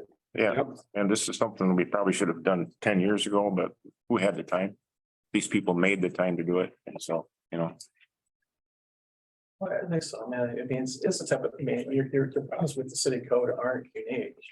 Yeah. I mean, I don't know that anybody ever takes the time to really go through their city code. And the state certainly could think the same. I've talked to a couple of friends over the weekend and. These things are still laws that would never be enforced, but they're still on the books. yeah, that's true. This advisory board, can this stay intact? Just keep going as is and keep providing and looking for information and provide to the city council? You can create whatever boards are helpful to the council. Yeah. So you want to have an advisory board for the code? Yeah, I view it very similar to cities that have a charter and have a consistent charter commission. I think the question comes in if you'll find enough for them to do. If you Right. want to combine that board, I guess theoretically with, let's say, a planning commission, that That's right, yeah. might be better, but that's the same thing with the planning commission. My guess is on a given year, you're gonna have need for the planning commission for, 3 or 4 meetings. Not necessarily monthly, but there'll be, variances will come up or building and you got a new project here, there's talk about another project, as those things come in, that changes things. I think it'd be very helpful to have a planning commission back. Oh, I do too. Yep. Yeah, And you can consider whether or not they should have some of the park commission duties that other cities have, so. There, we have a commission, there's nothing that indicates that you can't expand their, duties or authorities, as to how they're gonna help advise the council. More community involvement, get more people involved in the city instead of 5 people. Same 5 people get bitched at all the time. I agree. Doesn't matter, but yeah. I just looked at you. doesn't matter. No, I think that's great. I think getting community involvement is always wonderful. And getting the discussions and certainly for things that are better than not getting the streets plowed or closing the community room, which is what usually gets people up. Or sidewalks, people do not like sidewalks. Actually, they love sidewalks, they just don't like them in there. They just wanna take care of it. They just want Never spent so much time reading. I don't know how you describe it. I don't want to sound mean, but. You mean you'd actually graduated if you'd read it years ago? Oh, I did great. Just that, the wording, the verbiage, it's a unique style of read. You gotta be in the right frame of mind. Yeah, that's for sure. Just like here under our city fees and that, it says $500 includes meter, remote reader, which we do not have anymore. What does 2 meter connection mean? 2 meter, Those are the kinds of things that we're, you're still. Yeah, finding them yeah. out? right, yeah. Cause we don't, now the meter, when the meter comes, the reader's on it. Before we had that square box on the outside of the house. That's no longer, so that can all be stricken. I could be wrong, but I would guess a 2-meter connection would be for like a duplex. Or the house that they divided, they put in the apartment part of it. Is it for water? Yeah, 2 meter connection. So like I have 2 water meters on my house. I have. Oh, that's what for side, My, 'cause yeah. I pay money on sewage for my, Yeah. they bill me according to my water usage for my Right. sewage. So my outside spigots is a different rate because I'm not Yeah. paying. the It's not sewage. going through the sewer. So that could be why the 2 meter thing. Yeah. You can do that. But Like Crystal does that, they have the inside, they have. the outside. Oh, no, you don't have to. I chose to because I water my grass. Yeah, because the sewage here is the highest part of our water bill. my water bill goes up with the sewer because when you fill your pamper and it's a 100-gallon tank and you do it several times, it shoots your water bill up. You're not dumping the sewage there, you're dumping it somewhere else. You're Correct. paying done the 100 gallons. But I'm you're paying the all that sewage fee extra. on that. Yeah, so that if you had it 2 meters and your spigot on the outside was. That's today when I saw a sprinkler going. You live in Mankato. Yeah, but you got use out of your water when the Oriental ball What's your water falls bill? over and What? turns the Do you faucet know what on. your water bill is And it offhand? ran for like 10, 12, 14 days. We've heard this. Summer. And the water bill went up to $509 versus $250. You don't have to pay it? Huh? You don't have to pay it then, right? And include your garbage too. I already paid it. Oh, yeah. I'm not. Yeah, Oh, the frost went out of the ground, the oriental ball fell over on the faucet, turn the faucet on. Three teenagers in there. Hell no, he did it. You think I'm, Hear that thing running all the time. you think I'm coming here and asking for a favor? If you lived in Good Thunder, you'd probably be $150 a quarter.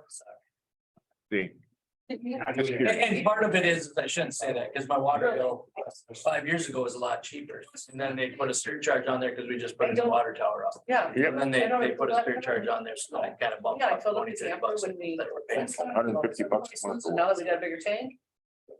So, but For just every month. That's I'm going this way. 300. Oh, yeah, Oh, yeah. the family of five and. It's a big family. Yeah, Okay. and it's a 6-bedroom house with, Okay. Because Yeah. 3.5 Right, minutes. you put a new water Yeah, meter it's, 4 years ago. it should sell. 2-inch water main coming in. You gotta get a reconstruction. Uh-huh. All right. Usually I keep checking for a water leak. It's like, where's the house? But then the kids come up and change all the hot water and then I realize where it all went. Oh, yeah. $30. It's, I mean, it's. Huh. I just curious. But it went up significantly a couple years ago. Where, Sure. Upgrade. well, you're in Cedar, aren't you? I mean. Kind of a 10-year assessment that's surcharged. everybody. Sure. They expanded Water it. towers. Uh-huh. Yeah. Gotta do what they gotta do too. Like I said, I saw in an area. Well, anyway. Remember when my old camper was. What, Cost. are we kind of all down the right road here now, you think? And we can meet, we'll go back to meeting again. And kind of complete this. We'll figure out a way to get it to you so that you can. How does council want to see it? Do you want to see it? I mean, right now, it's printed out. You know, redlined and Yeah, I see the that. changes and all that kind of stuff. You want it printed that way? Each councilman gets a copy? Well, yeah, until we get it all ironed out, You know, it's all done. 100% done, right? Yeah. It's all done. Yeah. And then council can look at it and make any You want, changes. you want it printed as updates though? When we have an update for the next meeting or wait until we're done with it? I would think, my gosh, just wait until you're done. I Okay, mean, let's do that. Otherwise, we're gonna be killing. a lot Well, of you're gonna trees. kill a lot of trees, but you got a lot of. yeah, We had a lot of ink. I think just Okay. wait and get all your revisions done at once. Okay, all right. The process of these things is ordinance repealing and then enacting the code. So you have a public hearing and Yeah. the whole processes. It'll take a while. Yeah, but we just want to get it to council. Right. That's what Well, we're, actually, after they get the revision stuff, but probably makes sense even before you do the ordinance, is having a public hearing.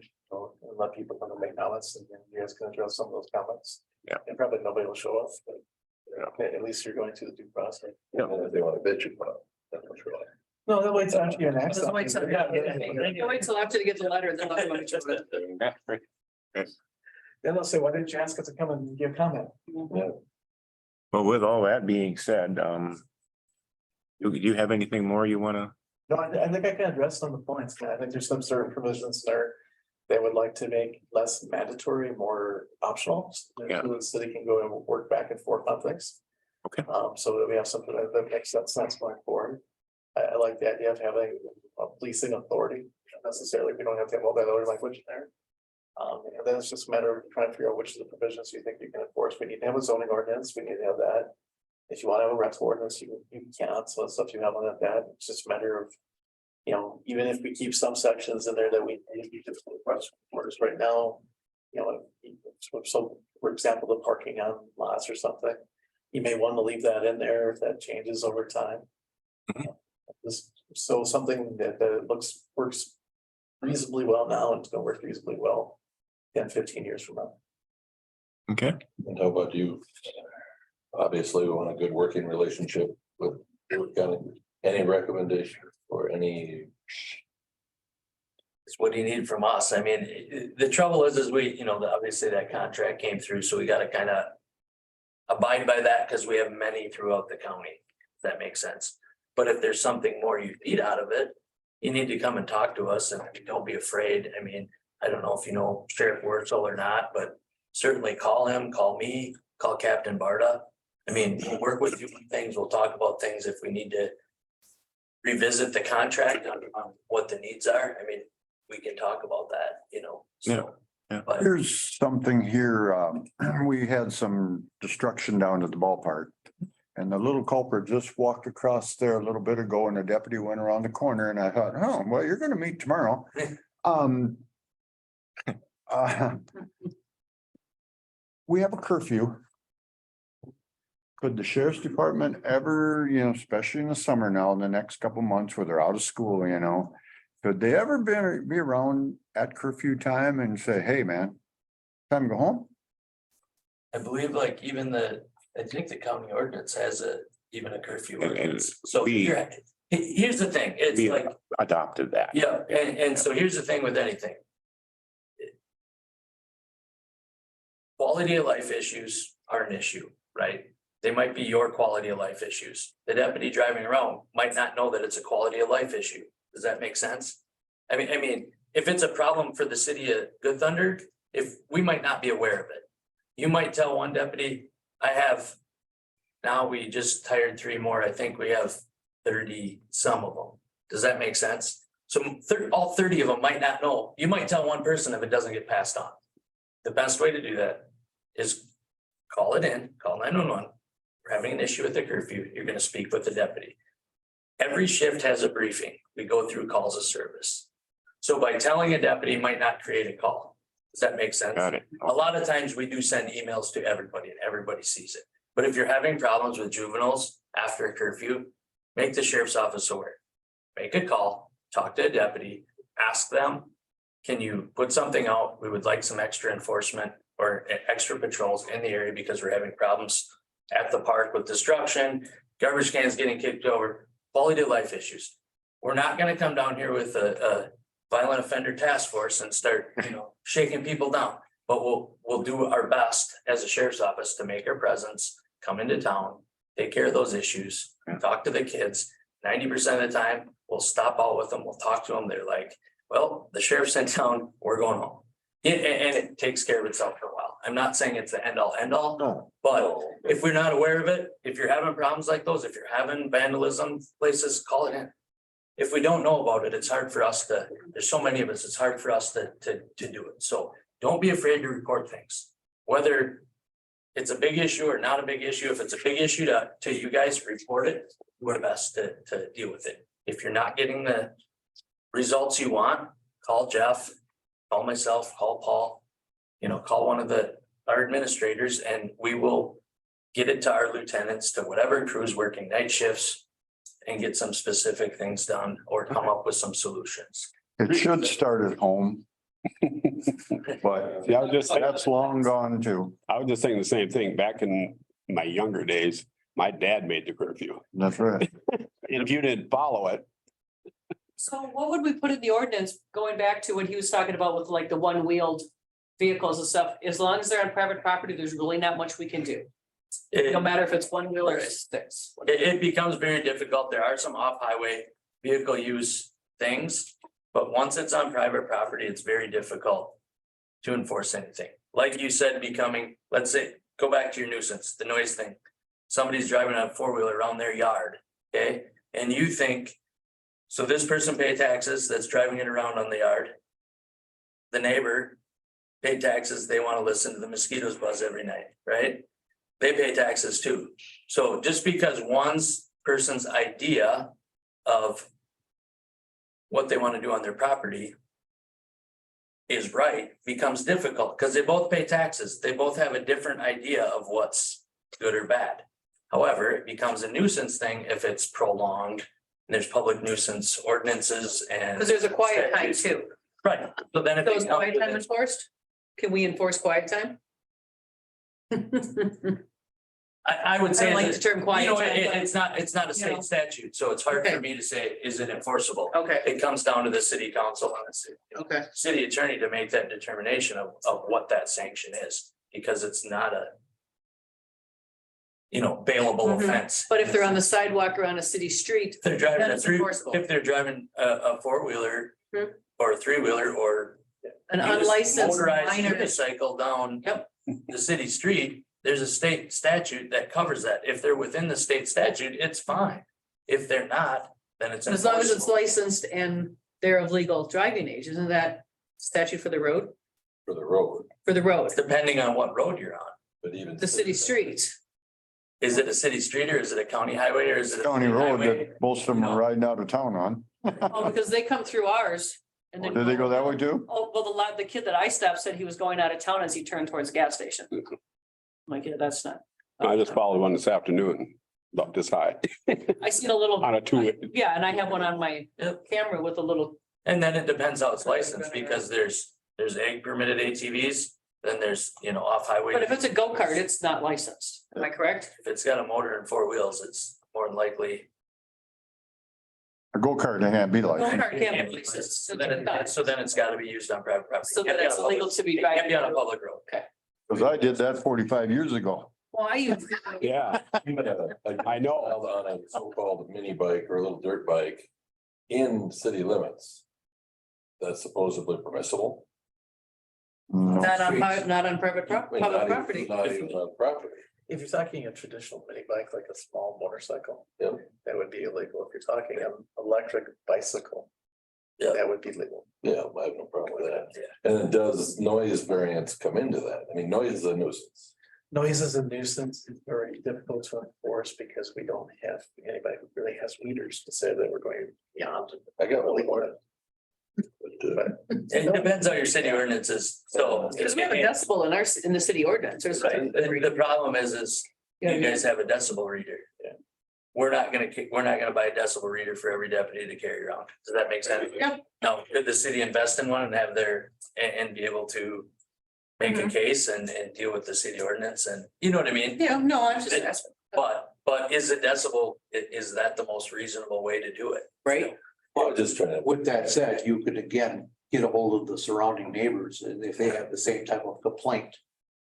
Put it all together, have it all documented on this particular day by 6 of the surrounding neighbors and all agreed with the fact that, yeah, what you see and what you're reporting is factual. If the neighbors go with it, that's If they the problem. A lot reply, of them then don't. one person do it. That works for an abatement. No, I know, but that's getting all the agree is one other thing. That works for an abatement in civil matters. It's not necessarily the standard that the sheriff's department. If you're like a criminal matter. Right, Which would be but different. it's still a building block. It's Right, it's a building block. It's one thing, and if they eventually get violated in other areas, Exactly. it's just that, it's just building block. Same thing goes with the R1 zoning district. If they change the geographical layout of their property to accommodate a particular, nuisance activity, that is also a violation according to our ordinances. So they dig a rut in their yard, Put a jump in. Jump. Whatever. jump in, yeah, okay. Anything that changes from its original geographical lay of the land.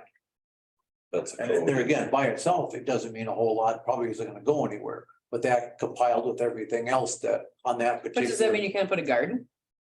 Well, No, a garden is not but you're not really changing the the. lay of the land. Okay, the I'm just curious. geographical lay of the Yeah, no, land. you're making, Yeah, if you're a Holly, if you're, Yeah, if you're raising a grade, you're also looking at, technically, you're changing the watershed too. Mhm. Technically, That's probably why it's in the ordinance. so, if there's a will, there's a way. I guess. And by itself, it wouldn't mean. that's a whole lot. full-time job, just going through the ordinances and enforcing them. Yes. But they're here, all here for a reason, and I think. Oh, absolutely. It's just a matter which ones we want to pick to really. It's really a guideline to keep all the honest people honest. Absolutely. Once the laws are not for criminals, the criminals don't care about laws. It's for the honest people, plain and simple. I guess I have one more question about the Dakota Mart. Just say for some reason, some night, a window or two gets smashed out. And they just start plywooding up the windows. Instead of putting them back to original. Yeah. Do you know what Main Street will look like after a while? If you allow this, would you allow that? That's a decision for the council, not a decision for me. If you guys decided you guys wanted to go forward with an abatement, we can go forward with an abatement at that point.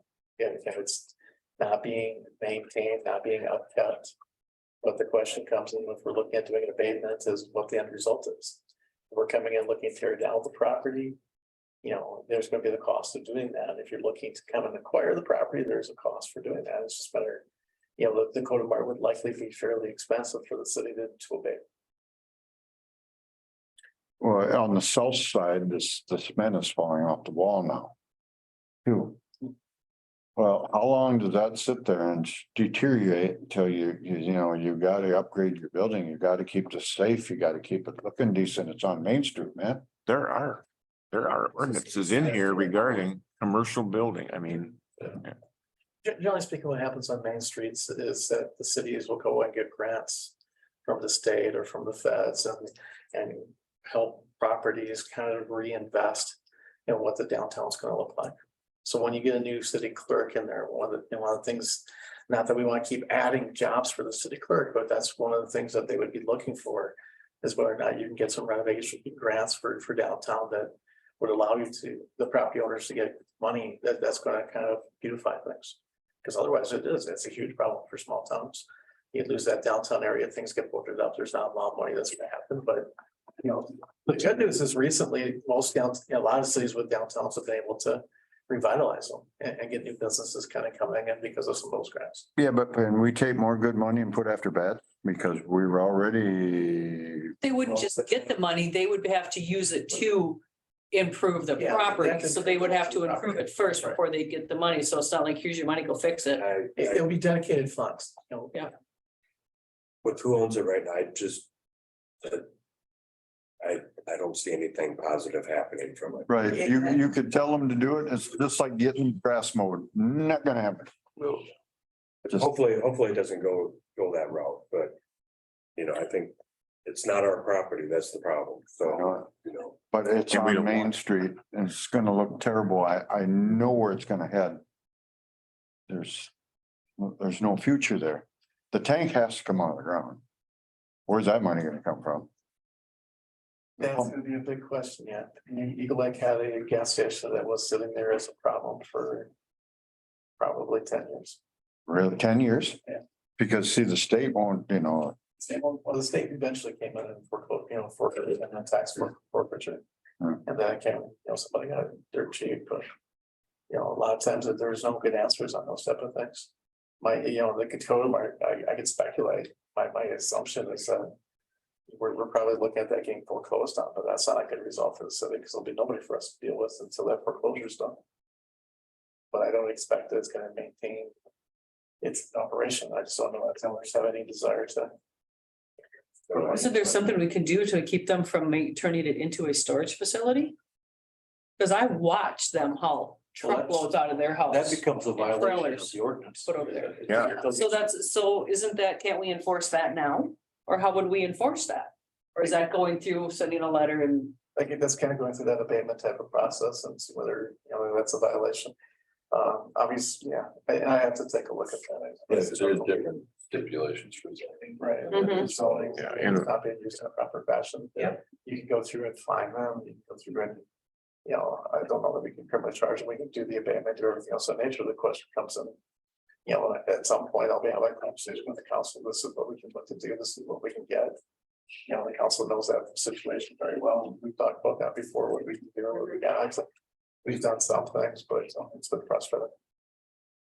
But I used to do collections for one of our clients and, people always think, well, why do collection agencies call you or things of that nature, try to know you.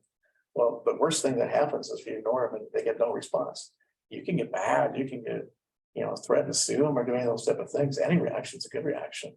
What we have right now is just no reaction. And that's because the hardest. going on as status quo? Literally, I mean, there's just no. all right. Yeah. Well, it's 9:00. Hey, we went until 10 last night. I know. And I need to Short one. again. Well, first of all, I want to thank you two both. Thanks very much for coming out. And kind of sitting through all this. And these three people here, thank you so much for all the work you guys have done and unless you got something else. John had a agenda here. We have miscellaneous business, you know. One thing, you know, we talked about that refrigerator last night, putting in there. Can't do that. We would have to have, an NSF refrigerator would have to have daily temperatures taken on a log. So we don't want that. Oh, John said he'd love to do that. He didn't say that this afternoon. So I just wanted to, so I will tell them not to do that. We don't want to get involved in that because any bad food that got it come out of there Here as well. on the city. Yep. So, No, you know, non-perishable only, and that's what it's been, right? Yeah, what it's been. Yeah. Yep. Yeah. So, and in fact, you have to have an individual that is licensed from the state to monitor that. Just even the or the non-perishable? Right. No, in the perishable. Oh, yeah, okay. So that's all I had to add. So. Just so we can get that so that it don't show up, nothing shows up. Move to adjourn. oh, I gotta do that again? So move. Second, All in favor, say aye. aye. Opposed, Thanks, everybody. thank you. Thank you. Thanks for having me. It's good seeing you. We'll do. Yeah, and I don't know, maybe I talked. So I both brought up, so we used to have like. Yeah.